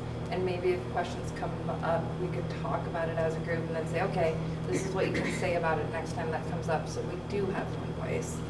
And also, like, I am also a person, like, I'm not always a school board member, and you're not always the superintendent. Like, we can also just be a person that has an opinion and conversations with people, and I can say the school board feels this, or that's not a part of the school board conversation. But I mean, I didn't necessarily think that joining the board would mean that I no longer was able to, like, have a right. So if we can figure out the community engagement, and then when we're at those meetings, and when we're at like the community engagement and learning how to have, because it's dysfunctional if we don't all agree and say the same thing when we're answering questions. Like, I get that, that's super important, and if we just lose our almost like integrity if we don't all be on the same page. But that's why we're sitting here now and talking about it, so that we can get on the same page and speak up. Right? Maybe? Yeah, and I think maybe we'll get to it at some point if we hear from the communications folks. But, you know, I agree that there was and will continue to be that concern of the communication piece, and, you know, perhaps that's where a school advisory group would be of value. I do think we need to have some sort of place to direct folks who want to get more involved in what's happening at their school, who have opinions about what's happening at their school, who might have energy and ideas to contribute to the school. And the school board may not be the place for that, but I'm really hoping we have a place or a vehicle or a process, because that if that's lacking, we're going to continue to frustrate people. Your chair was next, I do believe. Well, it's along that same lines that we really have to change our mindset that the board meeting is the place where the community comes. The board meeting is the time for the board to do its work.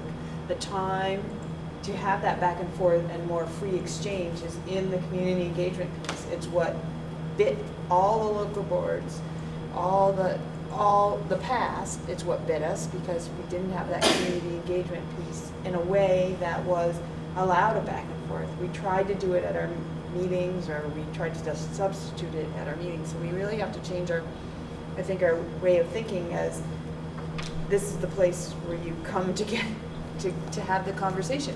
Let's have the conversation in another format, in another way that's more open and allows, and when people are heard, they won't feel like this is a place they have to come to get their concerns answered. And we can do our job in a different way and still do our work here in another way.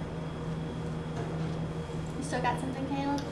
Yeah, I mean, I totally agree with what everyone's been saying really, but just following up on that point, just the idea that I think it's natural for people to think, hey, here's an elected official, and the elected officials we have a lot of access to around here, like our representatives and our select board members and our school board members, and the first two categories, those are like legislative bodies where those are the deciders to some extent that you're talking to. Like they're the ones that are kind of working on policy, whether it's just at the municipal level at a small scale dealing with like town policy, or it was at the state level working on statute.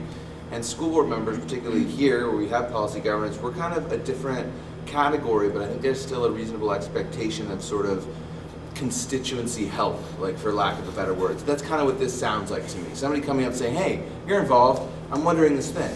And I think that the answer is just sort of us getting to the point where we say, we know it's not my job to give you a substantive answer, which can seem like not very good, but it is my job to help facilitate your communication with the right people. And I think, just to Don's point, when we have a better fleshed out community engagement avenue, part of the answer to this question is to direct them towards that avenue. And right now, part of it is to say, oh, well, you should really be talking to Patrick or somebody else, so we're not just always sending every person in the community to Patrick's personal line. But to start to kind of know, like, what is that facilitation role? Because it is hard. You want to help, but I think that's something that I've had to kind of wrap my head around, is that the way that you can help is to kind of help describe the process and help kind of be an advocate for that, because what you can't do is say, oh yeah, that's like on line 56 of the budget, and it's in there, baby, like, to stay. Yeah, thank you. That was the only point that I wanted to make sure got in the conversation that hadn't yet, and I'll state it another way, which is that, like, let's not expect people not in school board world to understand your role. Like, that's not their job to learn your role. Maybe your job is to educate them about your role, so that the next time they don't come to you first, because that's not the best use of their time either. They know the process, like Caleb said. Okay, everybody gets a gold star for that one. I just went into your work plan. I hope I got this right. It's publicly available on your website. So this is what you guys have put down for next steps. You have me here now. I'm budgeting training. Then you're going to be looking at a budget development timeline, discussing anticipated drivers and assumptions. Fascinating conversation. We'd love to be here for that. Then you're gonna have Give us a little preview. Yeah, maybe I got the nasty news out of the way in the first one. Then you're gonna have one of your community forums and have a first draft to start working with. So you might change your process based on some thoughts that have been changed here tonight, but that's what you apparently committed to. I'm curious, is the community forum like before the school board meeting? So what that has been in the past has been, at least what we did last year, before the school board even sees the first draft of the budget and begins to formulate opinions about it, they're hearing along with their constituents what that budget is. So they're really, so the community voice is present in the conversation from the first time the board sees the budget. So that it's really authentically sort of influencing the thinking and the processes from that point on. Any thoughts on that or the larger work plan? There was a lot of other stuff in your work plan too. I just focused on the budget stuff. You guys are busy. And then to get to that point, we're jumping ahead now past, like formally past that sort of community forum to talking about when you present your budget at town meeting day. That's, the law gives you the responsibility in section 563 to present the budget to the community. But I think you should think about it as your job from now until town meeting day.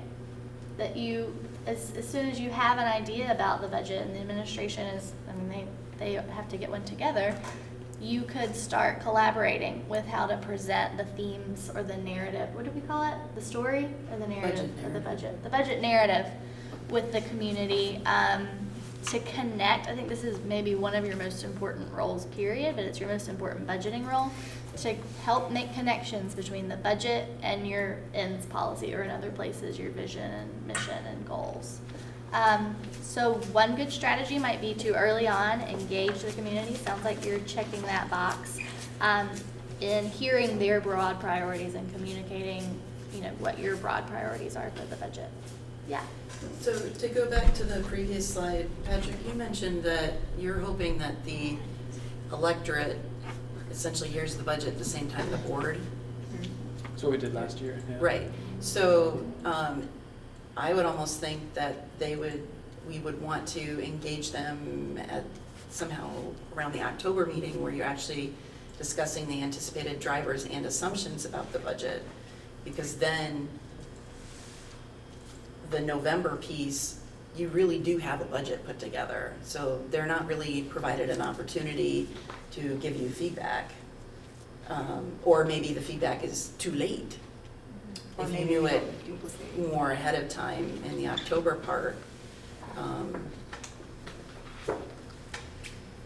That's something, Just so a thought.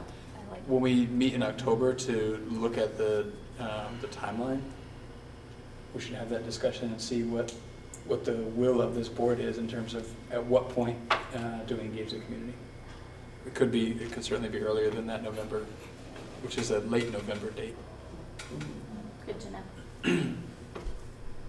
But the idea of being thoughtful about the entire budget building process, so we can think about when in that process is the time the board wants to engage the community.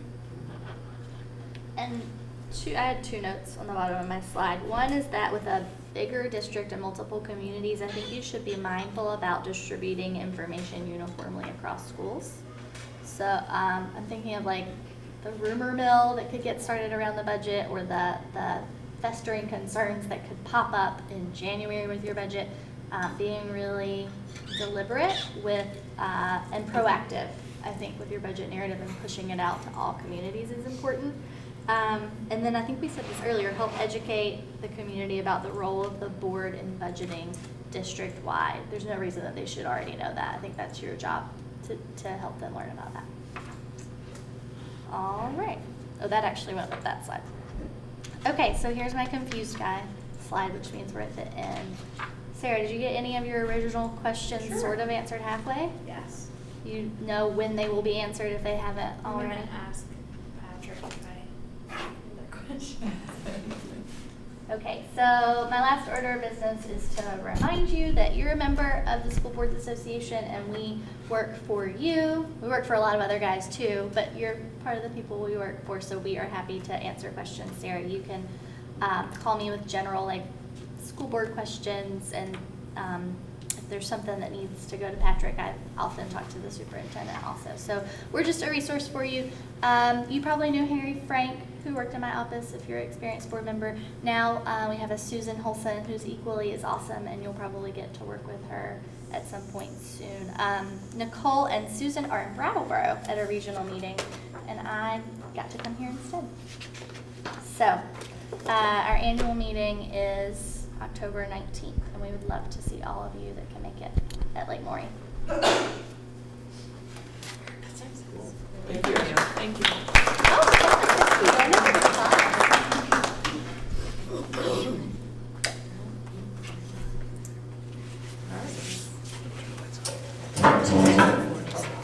Anyone have any other burning questions before we move on to the next item?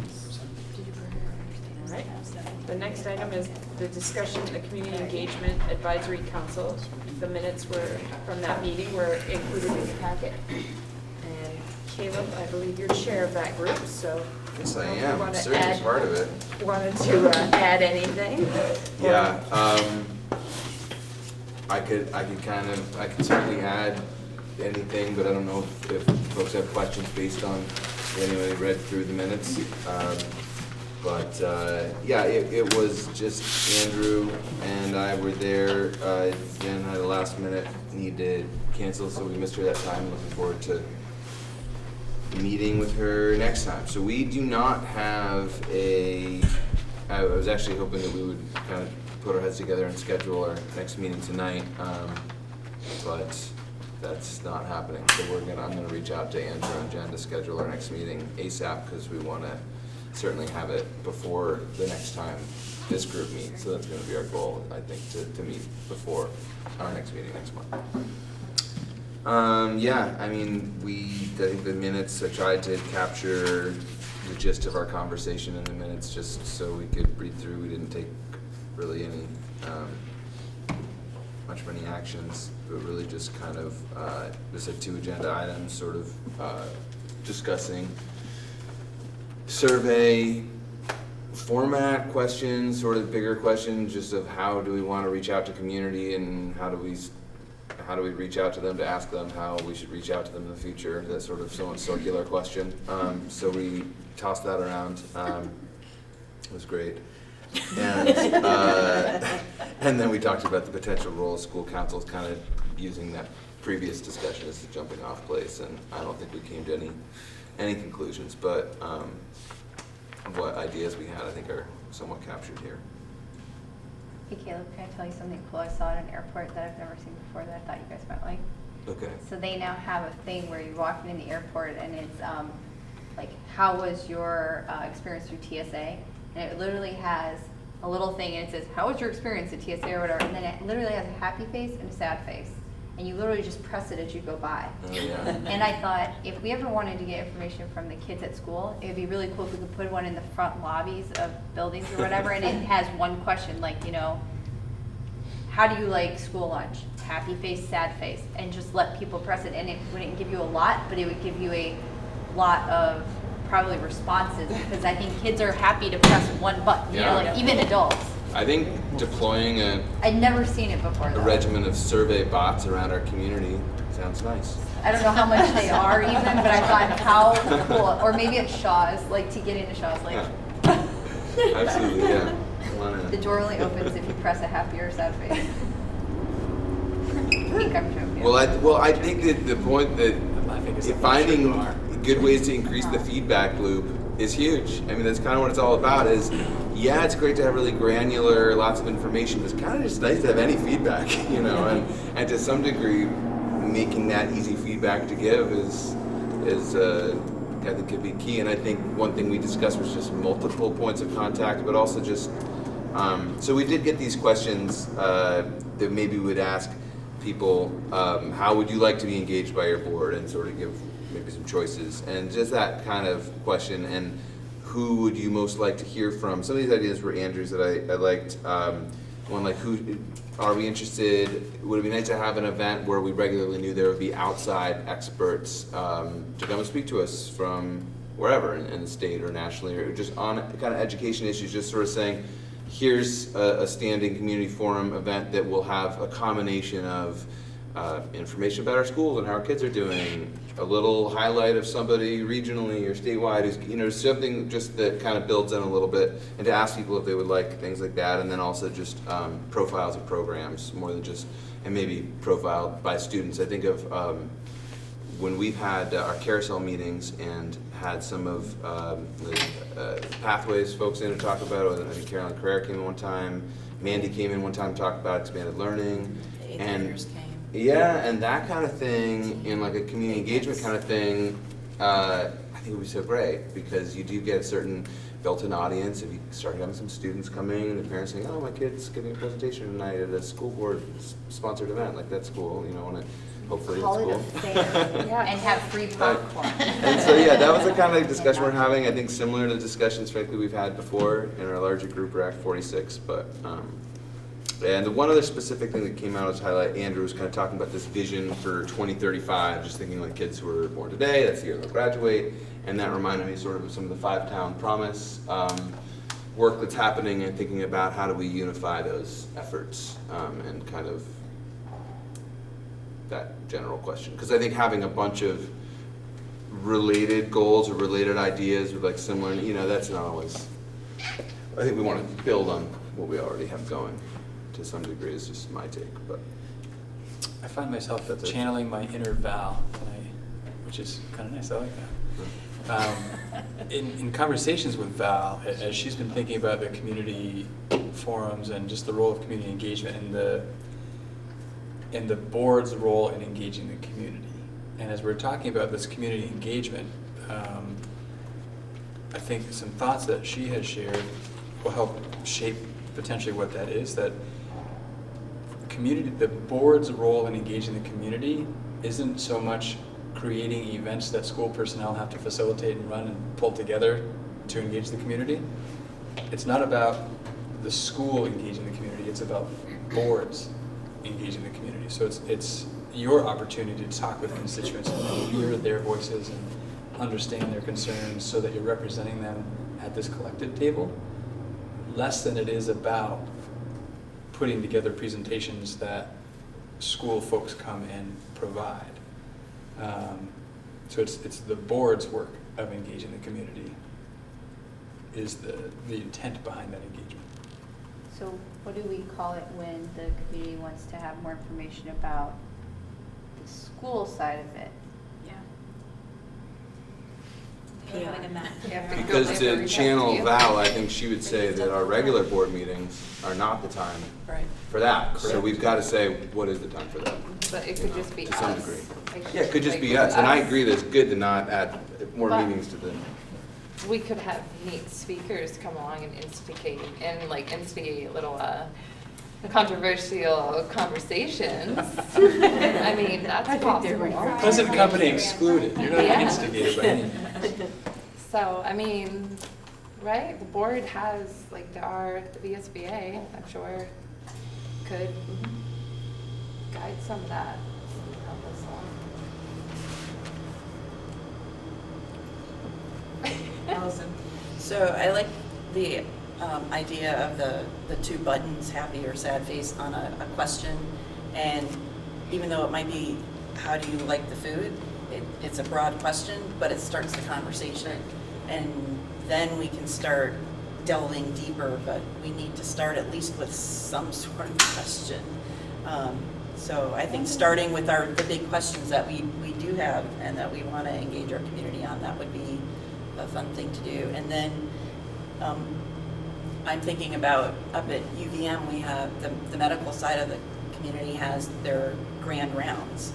And it's once a week, we don't have to do that, but maybe once a month we would have a specific speaker come in and talk about something relevant to our community at that time. Maybe somebody would come in and talk about budget process planning or some other things, and I'm only thinking that because you're sitting right there. But to set up kind of a schedule where we know we're going to have that topic, somebody will introduce the person who's going to speak. We could have somebody come in and talk about personalized learning or proficiency-based learning or tech and career ed, college applications. I know those things happen in school, but just, it gives us another opportunity. And I think when I'm thinking about community engagement, I think the fear that we've discussed some here tonight is communities want to know that they'll have an opportunity to bend the ear of board members. Like, that's the kind of engagement. They want to feel like their voice is heard. I don't think it's so much that, I don't think people feel disenfranchised with their schools right now, that there's not enough events happening at their school that they can go and participate in and learn about what's happening. It's not that we need to increase those events because they're fairly numerous already. The fear in consolidating is that they won't have their local board that has all of the control over their school to talk to and influence what's happening there. So those are the kinds of things we need to reassure folks that there are going to be opportunities for you to talk with your sort of local representatives so they can bring your perspective and your concerns and your voice to this table as we're making those decisions. I agree with you. Surprisingly enough, without much change, but I think, you know, we could just have some like coffee events, like in the Sure. morning, where it just says like, you know, like the old fart club or whatever that goes and has it. We could have the school board once a month, or, you know, once every couple months, or once a quarter, be like, you know, we're gonna be at the Bristol Bakery, they probably love that, or whatever, or we're gonna be here at the Mount A large cafeteria in the morning. Students, families, whoever is welcome to stop by, we're just here to chat. But I do like Allison's idea too about having important conversation starters, that they could come in with like a topic in mind. Because, for example, I thought Allison's point was really good. If we already know about the stressors that are going to be on the budget, that number, I don't need them to wait until they're already pissed about the number we're going to give them in the budget. I'd rather have them be pissed about that now, so that it stems and like ebbs down, and then they realize it has nothing to do with us, and that we're the victims really in all of this. And then, but you know, coffee for us. they work through their stages of grief. You know, they can be mad now. We can talk about it all now. It gives them time to express their dissatisfaction with the legislature in a meaningful way, and have these conversations in advance of when our budgets come up. And I think, you know, we could have one night that says, you know, budget stressors by the Vermont legislator, come chat with us. And we have, you know, a potluck event. We all bring a dish and people can come and hang out with us. It doesn't have to be an event, or we could time it out to be like around a basketball game or something. So like we happen to be here when a bunch of people are already going to be here. And they can come chat with us at halftime, or we could be halftime and go sit in the middle of the basketball game at halftime. You know, like I'm not afraid to put myself out there in whatever way is convenient to people to access us. But I do think that, unfortunately, they don't just want to talk to us, because they don't even know what they want to talk to us about yet sometimes. Well, and that's where I think, you know, it could work as a vehicle to support what you need as much as it can be a vehicle to support the community needs. So the community just wants to be connected. You want to know what the community thinks about certain topics as you have a big decision coming up. So to say, you know, so you just gave a great example. We have to make decisions about a budget coming up soon. We really want your input. Here's what we know now, big picture, state level. We want to share that with you. Hear your thoughts, hear your concerns, let you hear our concern. And so that way it gives a purpose to the meeting, which may draw more people. People like to talk about budgets, so that may be a draw. Budgets and math, those are two things that just people come out of the woodworks to talk about. But use it as a vehicle for you, and simultaneously it satisfies a desire that the community has. One random thing that in going to the various coffee shops or starter places or things like that with the topics in mind, it is almost better to send people from different towns to a third town and like totally mix it up and see and like make us all part of the same idea, instead of just hanging on to your town in that piece. Like actually then you would have a little bit of perspective also as a board member walking into the Village Green Market in New Haven, or walking into wherever. So that's the message that you're looking at. It's full, it goes both ways. There'd be like, we are all in it together, so. Crystal, did you know? Yeah, and I'm just going to add that getting in front of big decisions, I think somebody mentioned that, is really important.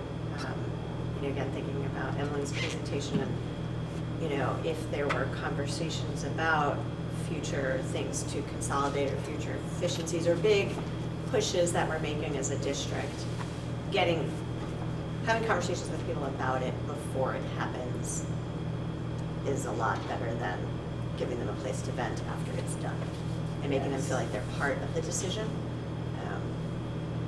and not just responding to it. This just sounds similar to what was successful from what I heard about the staff negotiations. Like that kind of thought process. deal with it in the same sort of way, but just obviously it's, but what was successful about that was following through and like hearing people's concerns. It sounded like staying in front of it before the big days here. So I don't really know what that looked like, but if there's more training or information around it, if you got really positive feedback in that difficult sort of situation, maybe we could use that same sort of process in a way, you know, behaviors. I mean, I don't know. What was successful, like let's take that and move it into this situation. In a way, I don't know. It just Trying to sounded think like of the it went correlation really between well. the two processes. It Yeah. feels different to me, Slightly but different yeah. processes. The critical because- issues are critical issues. Right. And if you can keep it at that level, instead of maybe going around two individual people to a different town. It's all about the lizard brain. Yes, those are pretty. And relationship by objective. It's a good segue if we put it on the agenda, the labor management. We did, but I just want to see. Whenever we're does ready, Caleb that's a need- great I- segue. Do you need anything from us? Well, I mean, I think, this is a great kind of just discussion to have and try to capture and bring some back. I think what we'd like to do is have another meeting and come back to our next meeting with something more concrete to approve, basically. And I think it feels a little circular at the beginning, kind of thinking what comes first. But what I kind of hear, I keep coming back to is that I could see us having a standing quarterly meeting that maybe has a little bit of seasonal differences. Like one is really focused on, I don't know, legislative stuff that's happening at a certain time of year. One is maybe focused on, we're doing budget development, what are the kind of questions here? Or, I don't know. But that also it's stuff like really simple ways to put questions in front of people with smiley faces or whatever, or kind of on, and one thing Allison had sent out that maybe this isn't relevant right now, but it had to do with the strategies for promoting school support throughout your community. It was sent out by Allison. I thought that kind of idea of, a semi-regular column that somebody might write that is not maybe as fully fleshed out as like the scoop, which Nancy has always done the heavy lifting on since I've been on the Starksboro board. And I know that not all schools have a scoop, and I don't know if people want to have something like that. But the scoop for Starksboro is just like school news, basically, and also other stuff. But just that idea of also saying, hey, maybe on our little committee we're going to say one of us, in one time a year, so all of us 3 times a year, maybe each of us twice, whatever it is, writes a little piece just highlighting something. And maybe it's just highlighting the ELP program. This is awesome, there's a new, robotics seminar that happened. And it's just like notes from a school board member, like not trying to get into policy, or just kind of quick highlights that kind of keep happening. And so I guess what I'm looking to do is to come up with a little bit more of a specific list along with Jen and Andrew and kind of bring it back for approval to kind of start. But I feel like this is something that we're going to have to sort of build from the ground up a little bit, and not just, what I'm kind of feeling is like we're going to have to try different things for a little while. And but I think that one thing I know I always struggle with in a bunch of different arenas of my life is not putting out a product until I feel like really good about it, or like, I'd love to, do this one day, but I've got to sit down and spend like 6 months doing it. And what I find is a lot of the time, if you start doing more frequent small stuff, it leads to bigger stuff. And also, frequency has a lot to do with how people feel about things. Just like it's not always so much that you take a deep dive every time. And I just think we need to kind of be putting out little community outreach all the time, and just to some degree see what sticks. So I don't know that I need anything tonight in terms of a motion, but I just wanted to say that I feel like maybe our next step is to come back with a more concrete list of places to start, and so that our next meeting will be looking for some motion to approve some action. Okay, I'll make sure it's on the agenda. Thank you. And anybody else have any other questions? Okay, and then we did add an update from the labor management. Right, so. We're going to reach out for information. Yeah, so Jody and I we're charged with looking into this forming of a labor management committee, and because of the negotiation process and that we engaged with Cynthia Jeffries, she seemed like a good person to start with. So I connected with her and shared notes from that with Erin and Jody. And so the general thrust of what Cynthia and I talked about was the value of having such a committee, that is sort of the next logical step for our group, having been through the relationship by objective training, as a way to kind of keep the momentum and good communication going among board, professional staff, support staff, but that all parties need to be in agreement that this is a good idea. The purpose is really to continue conversations that could otherwise erode trust or relationships, but it's not a place to negotiate or deal with grievances.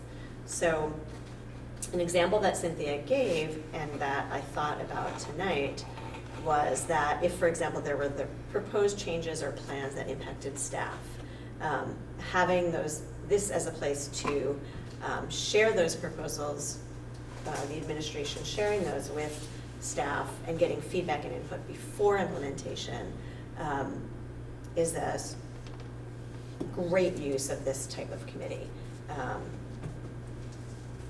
She recommends that if folks that were on such a committee had not been involved in relationship by objective or the negotiation training we did, that it would be valuable for them to go through some of that basic communication technique and strategy training, so that ideally, and I think this was talked about through the RVO process, that those sort of communication styles and skills would eventually be throughout the district and not just live within the 18 to 20 people that went to the RVO training or that then did negotiations, so that they have longevity and sustainability. I did ask, because I think I was a little bit confused about what the board involvement is in such a group. And I also know that right now Patrick already meets with the two leaders of the association, and is that not the same thing? And she said, actually, yeah, it is sort of the same thing, only it's informal. And she said that can work great, where relationships are strong, but if the dynamics change, those relationships could be at risk, and less so in a more formalized labor management committee. And she also said, if it's just limited to 3 people, it might be good to have a few more folks involved, again, with that idea of engaging more people across the district in that process of collaborative communication. But that it's really up to the involved parties to agree on what the structure and membership would look like. And that all of the participants would need, or the sides, I guess, would need to agree that this made sense. She said that in her experience, boards aren't necessarily members on such a committee. So I think it sounded to me like we would maybe be recommending that such a committee formally exist, and then allowing administration and staff to figure out what that would look like. But that's just what I got out of my conversation with Cynthia, and this group might decide to pursue it in a different way.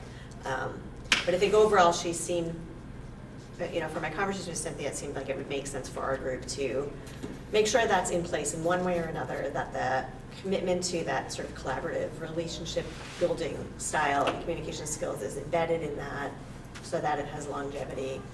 And I guess that's it. And then the only thing I wanted to add, aside from what I got out of the conversation with Cynthia, is that she was clear to say, negotiations would not take place in this sort of group, but this group could discuss issues that might come up in negotiations, gather information to provide to the negotiation table. And I was interested in that piece because I think my original desire to bring this up to this group came out of work we did in negotiations where there were these sort of lingering issues that we would have liked to have more time to talk about. Perhaps it's not necessarily, so this would be maybe a vehicle to have those conversations between administration and staff, some of those higher level issues that need more time to be collegially and collaboratively discussed, but not with a negotiations timeline. So I'd love for, if we decide as a group that sort of committee makes sense, I personally would advocate for you know, looking back at some of those issues that we tabled to see if there's a way to, you know, at least revisit them. But it doesn't sound like there's, unless both groups agree, that there would be any sort of resolution or anything in that setting. So I guess that's a summary of what I got from talking with Cynthia and then injecting my own opinion into the mix. And I don't know if, Erin, you have any thoughts to add to what I shared by email. I just pretty much emailed Erin and Jody, and we didn't converse about it because we're not encouraged to do so. Yeah, that's always confusing for me too. Can we talk about this? And we don't have an action item on the agenda tonight, so we Right. wouldn't really be This making is any more kind of just an decision. So I update. guess maybe this is a chance to talk about it a little bit. I'd love to get your thoughts, Patrick, on Cynthia's angle and concerns or feelings you have about it. So I'm relieved to a degree that a board member wouldn't be part of it, because I think that has a lot of potential to, without intending to do so, kind of cross over from ends to means. When I think about formalizing the regular meetings that I have with the association leaders, that has pros and cons. We happen to have so right now there's only there's one co-president, interestingly enough, as it stands. They're in search of a replacement for Caleb Frank. Our relationship has been great. I think it's working well. And I'm always open to different ways of doing things. I think it's more of a process concern I have than necessarily the outcome. I think if this board, which it has authority to require me to create a committee to have those conversations, they're directing me in how to achieve the ends through means, which I think crosses a boundary in terms of policy governance. If there was a problem with relationships in the organization right now, and the board said, we are expecting you, by a motion, we're telling you, make those relationships better, totally acceptable. And then it's my job and my responsibility to figure out how to do that. But to say how to do that, as directed by the board, I think is probably out of alignment with policy governance. Can I add a little bit? Totally what was on my mind as well. But back to how you ended, being beside you with the support staff negotiations along the way, thinking, oh my gosh, it would be great if we had another month to really unpack this a little bit more, or go back to schools and get some more feedback so we can really think about that a little more before we can come up with sort of a recommendation that might be aligned with our critical issues. And we just didn't. And you have that nice laundry list. So my thinking was what a great time in between negotiation seasons to start being able to collect some of that input and data, taking the contract sort of section by section and saying, is this really working? Is this working for you? Is it working for us? How do we know? So that when we go to the negotiations table again, we've already done a lot of that legwork. It's already there, and we've done it collaboratively. That was my vision for the group. And to the point about what systems are already in place related to what Cynthia was describing, every school has a leadership team already. Every administrator has a team that they meet with on a regular basis to think about proposals and upcoming issues, and that's the team that they talk about budget concerns with along the way. And while we might be able to strengthen those in some of the buildings, Christine always jokes that her whole staff is her leadership team because there are some improvements we could make, or when we become a district, should we be thinking about one sort of overarching leadership team comprised of support staff and teachers? I think that's something that we should definitely consider. But to replicate or duplicate or try to tap on more people, while we have a lot of those same people doing the strategic planning process right now, feels a little, it would be thin, I think. Rebecca? Do they have time, though, to take all these issues and unpack them, those leadership teams? Because it seems like they're already full, and we never get to these issues in between the times that we negotiate. It's not like we've never thought about it before. I mean, every time we get done with a negotiation, I think we've thought, oh, we really need to revisit the entire contract and really walk through whether or not it's still working. So is it doable with the teams we have? I think if it's about data collection, yes. And even that, I think when you move too far away from even just data collection, you begin to take positions about what the resolution might be, and then you are informally beginning to negotiate in a way, even if it's not exchanged that way. Like it just, there's a risk involved in not abiding by regulations around negotiating in the proper way. I think data collection, totally fine, and to agree this is information we need to look into, we need to collect this to understand the situation better, is acceptable, as long as we go into it with a common understanding about where that line is that we can't cross.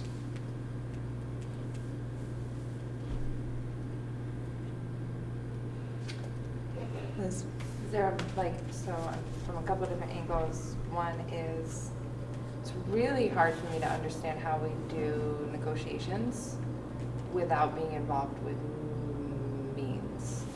Like, I can't separate those. Like, I don't see how that works. I haven't experienced, I've been part of it. I don't understand how that separates at all, but certainly on the laundry list, we could get a monitoring report that we could ask for one or something. We could ask for evidence that you've addressed the laundry list, right? And so then you could kind of show us that you've had some sort of meeting or conversation amongst yourselves, and that those kind of things are sort of being worked through. But then if the board, preferably I hear that the board wouldn't be involved from across, like, it's not a spot for a board member, but we could still ask to know that not being addressed, whatever word you want to have, that data gathering has happened in between negotiation times. That we could ask for that and still be within our roles and responsibilities, perhaps. So data collection is wonderful, but again, when we get to negotiations, not having some ideas of how we want to go about targeting it generally leaves us in a bind of how to get all that done during negotiations. And it depends on the team that's there. And if the team that's there has never received has not been as theoretically involved maybe as addressing how that data, what it means to the contract, because you have to apply it in some way, then that's a really rough time to start doing that and then get board kind of buy-in of how that would affect where our position lies. So is it out of sorts to think that then maybe instead what we need is a committee of maybe the people that are going to be on negotiations the next time, that are going to receive this data along with the board and then take it into account in formulating how that data impacts the contract, and maybe recommendations before we even start negotiations as to areas that may be the most ripe for addressing in a particular year? Because normally we can only address a couple main issues. You can't rewrite, as we've so nicely learned, the whole contract at once. Because that seems like it would have to be the work of a board committee, and that doesn't seem outside of our bounds. I think now you're getting to an approach that's much cleaner, and it'd be great to have any legal advice if there's any in the building about this, but I know a lawyer. but I think if the approach was, if this committee said, if this board established a negotiations council or committee or whatever you wanted to call it, whose charge was over the course of the next year to do the legwork behind some of those things that we didn't get accomplished, and you can, because then you can collect data as a group of board and administrators who work for you, develop ideas about what do we want to target, how are we going to target it, what information do we need. You can start to formulate that going into the process, and then there comes a point at which there's a formal invitation for the two parties to sit down together and talk about all the ideas they have about what to accomplish.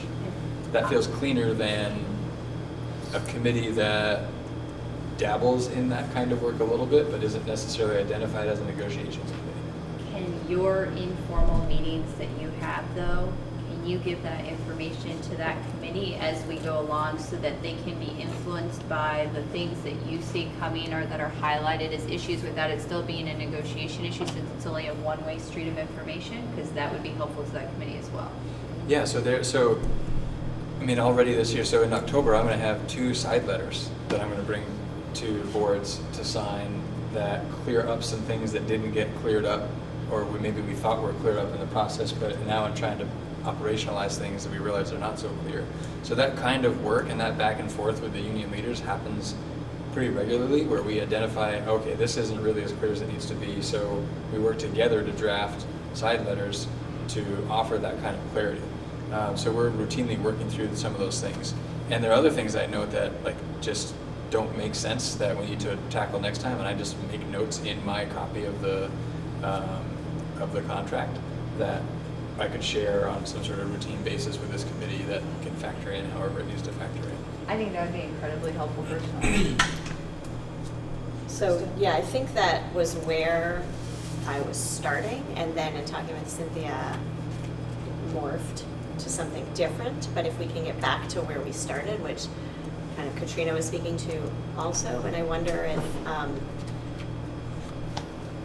when we were at the table with the support staff group, you know, there were a couple of folks that said, if you dive into some of these issues in between, I would be willing to be part of that. And so is that something we could do to because one of the issues that we, you know, encountered in negotiations was, are we all coming with the same information from the same place at the same time? We might be able to get to that more easily ahead of the game with some folks, you know, from support staff or professional staff. I mean, I see how it could be beneficial. I just also see how it can be really risky and easy to cross that line. The line of negotiating. Uh-huh. If you have sort of both sides Yeah. represented in Yeah. mutual data collection as you're working to solve a problem that you've collectively identified, how do you stop that process from understanding the problem to solving the problem? Uh-huh. Because it's not a black and white line, it's a pretty gray line, and that's risky. So you would need a motion to direct you to do something, right? We can't do that. We can't do it tonight. Right. We're not on an action item. But we can't also just suggest to you that you do something.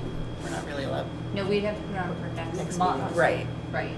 But the conversation took a turn somewhere that So I that I don't missed. think we can direct Patrick to form a labor management committee. Right. We can't do that, but what it sounds like what we can do is establish who our negotiators are, and then they become our committee, and task them with keeping up to date on where sort of the status of things. It's kind of what the negotiating committee did before. Before we started formally negotiating the back and forth, we got some background information that we used to form our decision when the time came. So this, in my mind, would just be a very early start at accumulating that background information we're going to need when we officially begin negotiations, so that then we wouldn't have to go have all this backtrack, and we would have the information. Everybody has the information, and we would go from there. Kind of thing. Rebecca? So how I would see it playing out in my perfect world would be we would develop a small committee of maybe 3 people that would be tasked with being the primary negotiating team to work on negotiations from now until when we actually start negotiations. And what we would ask them to do is collaborate with the superintendent and admin staff for data collection on areas in the contract that we've identified as need more data collection, and then work to provide possible solutions. At the same time, we could in fact create some type of document that provides the data we collect in a meaningful way that then as soon as we enter negotiations, we can actually provide to the other side. Because as soon as we officially invite them to participate, we can share information that could lead to negotiations with them. And so then we do start with same information in that they have all the information we have. And we can let them know what our intent is and how we plan to process, and then they can decide on their side whether or not they would like to mirror our ideas or not. We can't force them to, but if we came with all that information, I think we would be significantly ahead of the game in terms of having both data availability to provide the other side with the same information we have, ideas or recommendations, and a primary approach to the things that are most important to us to address. I mean, I think that's good and really helpful, but I don't think it fully addresses some of the things. I'm looking to Katrina only to see what you think, because there were some other issues, and maybe we just can't do it outside of negotiations, and maybe this next round will be even that much more efficient, having had such a better experience this last round. But there were some issues that were more, I think, needed conversation between the parties. And so that, I think, was the kind of thing that this group talked about. Wouldn't it be great if we could have some of that dialogue in the length of time that it might take, that might be more luxurious than doing it in negotiations. So I was just going to say, I'm not sure where that fits in. And then the other thing I was going to say is, I was going to ask Patrick, when you meet with association folks, is there an opportunity to have some of those conversations? I mean, I have no idea what the nature is. I'm assuming grievances is one of the things you guys talk about, but hopefully. Haven't had a single conversation. Excellent. So is it? I mean, would that? I don't know. I don't know what to do with some of those things, and maybe we can't do anything. Maybe we just wait. But there are things that data isn't necessarily going to help. I mean, a little bit maybe, but they're more really sort of policies around working environments, and I feel Those are like the we're conversations kind of we have. getting swirled into Okay. some places that we don't need to really go. Right. Kind of. So I'll let Well, you two. I think that I want clarity so that I know what we're recommending.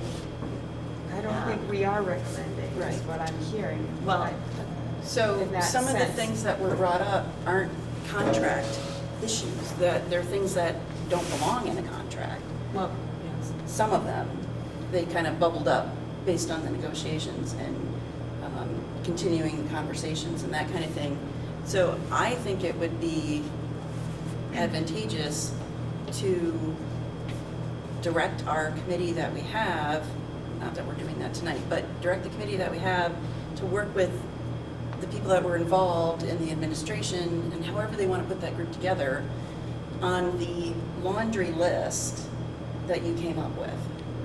Because you already know your collective issues, your critical issues that came up. So you don't want to reinvent the wheel and then figure out, leave it to you all to figure out how to come up, because it sounds like Katrina's already been thinking about it, you've been thinking about it. I imagine there are other people who have been thinking about it too, and it kind of sort of comes up. So just not give you the ingredient, give you specific things, but give you some latitude to work on the things that you wanted to. So two things. One is, as long as it's in the contract, whether or not it should be in there, we can't do it because it's technically part of the contract until it gets removed. And the other thing is that by getting all of this work done out of the way on our side, because we can't have some of these conversations with them until we're in negotiations, we do free up time in negotiations to have more conversations that are very pertinent about how to solve the problem rather than identifying the problem at the time. And I think that although it may not be a perfect approach, it's a good building block off of what we've started. And it may help once we've tried that to see if it alleviates the need to have more time, to then be able to identify if there are ways to tweak it to be even more effective. And it may just be something that I think that we have to dabble in a little bit as we go, but be very careful, like Patrick said, not to reach the point where we negotiate, because if we do that, there are lots of big parties involved that are going to get really pissed really fast at us if we don't need that. And the ongoing conversation they're having right now is keeping that door, that goodwill that was established, going in a small way. So I think that. I'd be curious to hear Emily's thoughts on this. think if you change up your structure, you would have to get your attorney to look at your plan, which is what Patrick knew I would say, because the law is very tight on negotiations. It doesn't let you get creative. Unfortunately, that's just the way the law is. And one of the aspects of the law that I wanted to make sure you were remembering is that there are a lot of ways to get to be deemed as interfering in bargaining if you exchange information with employees outside of their elected representatives. So that's why I think systems have settled into the model that you use now. But I think, and I'd even want to get confirmation on this, I think it's above board for this board to appoint a negotiations committee and for that committee to begin its work whenever it wants to. And they're not talking to anybody. Or they're not talking to anybody, it's just the board members. And they can receive information from you, and they can work with data collection for you, and Yep. we can talk amongst ourselves about how we feel based on our prior experiences, things might play out. When you start your homework leading up to negotiations is up to you to decide. And as soon as we invite them, then we can talk to them. And it's hard because I love the idea, like just Hanging out. people getting together and working through challenges, like it's kind of how we operate. But unfortunately, there are regulations in the way in doing that about certain things. And I think we have, not that we negotiate different things, but the meetings that I have, which again, I think, since I don't have any authority in terms of what does or doesn't end up in a contract, because it's between the board and the teachers union, it's not between the superintendent and the teachers union. When I'm working through sort of that labor management, some of those difficulties that pop up that nobody was able to foresee, we're ironing out some of those things and doing that work in a way that doesn't kind of cross the line in terms of negotiations. And again, you'll see a couple of examples of that next time we meet in October about some side letters that offer some clarity that we have wrestled with already this year.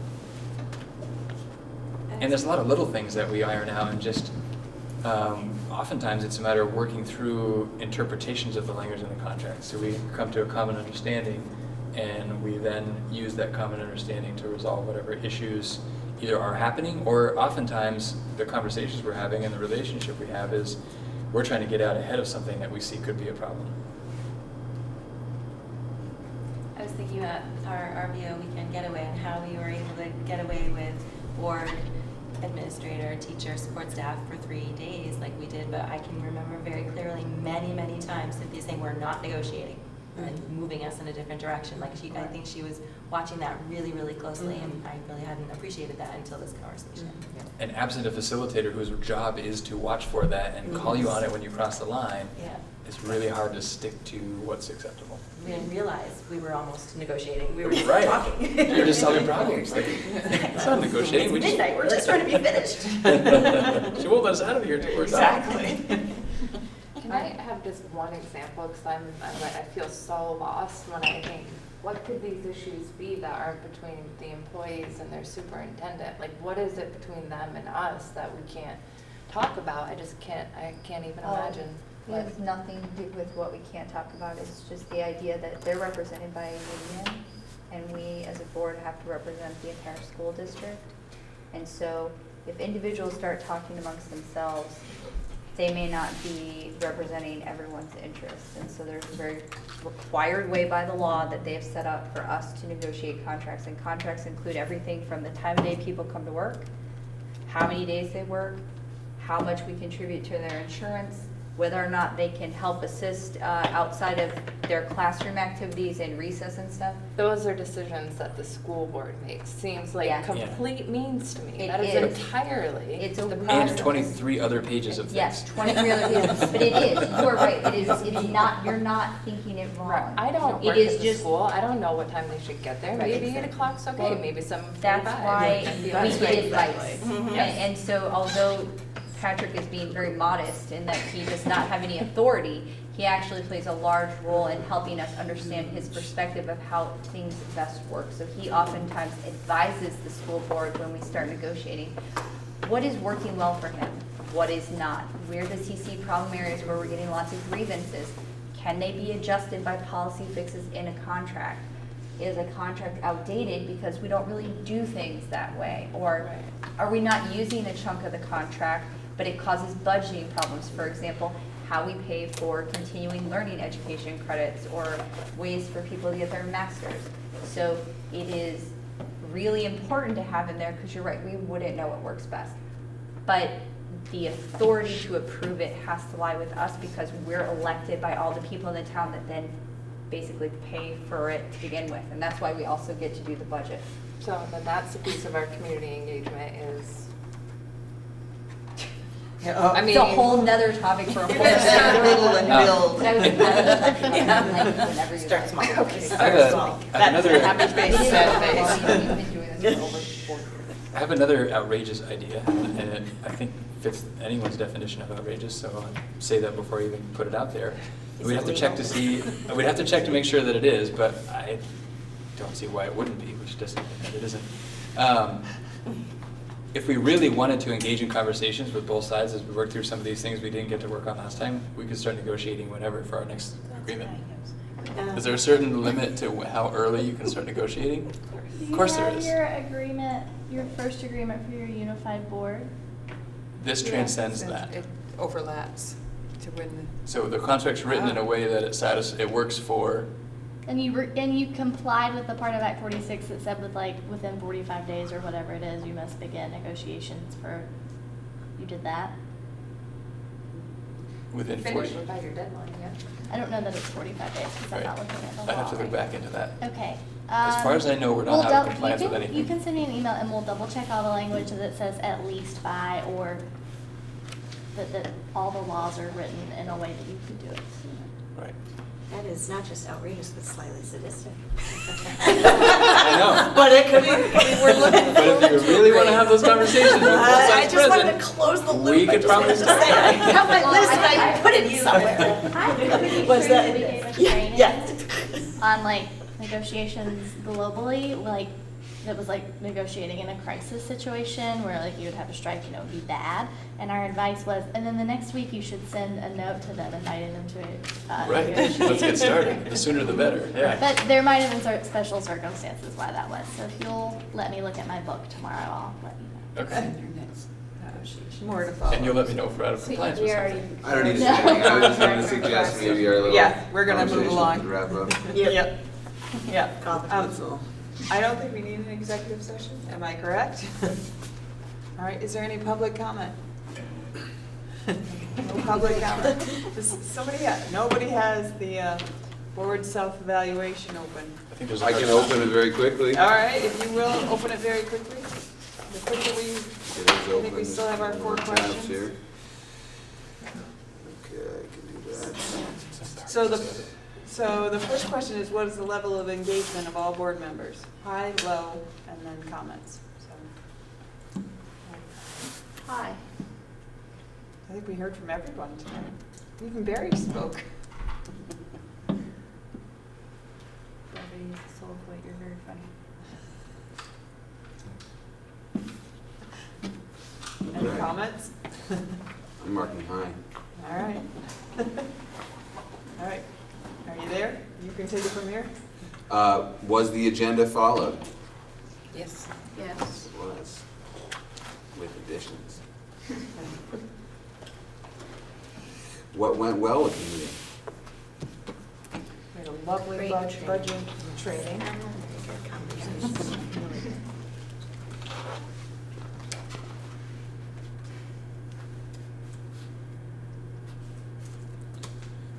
Okay. And the respectful back and forth dialogue.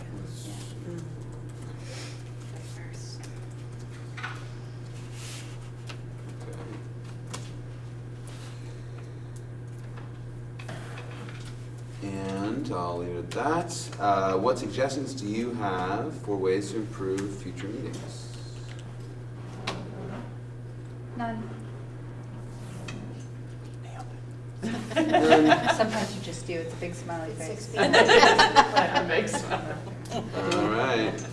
I'm saving It it. is what it is. I'll tell you, if it's in DC. Can I just email this to you, Dawn, or should I? I don't know where it goes. Karen? I never It goes get into, so Yeah. there's a login, I don't know. and we can redistribute the password and everything to get into it.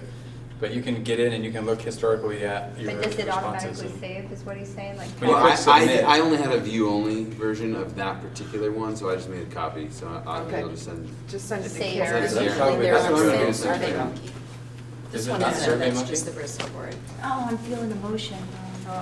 You are, and what would that motion be? To adjourn. At Smiley. 8:56? All right, is there a second? Second. Carrie, all those in favor of adjourning, please say aye. Aye. Any opposed? Any abstentions? All right. And if anyone feels so inclined, I brought a few extra copies of this flyer, so if you wanted to have a few on hand, I do.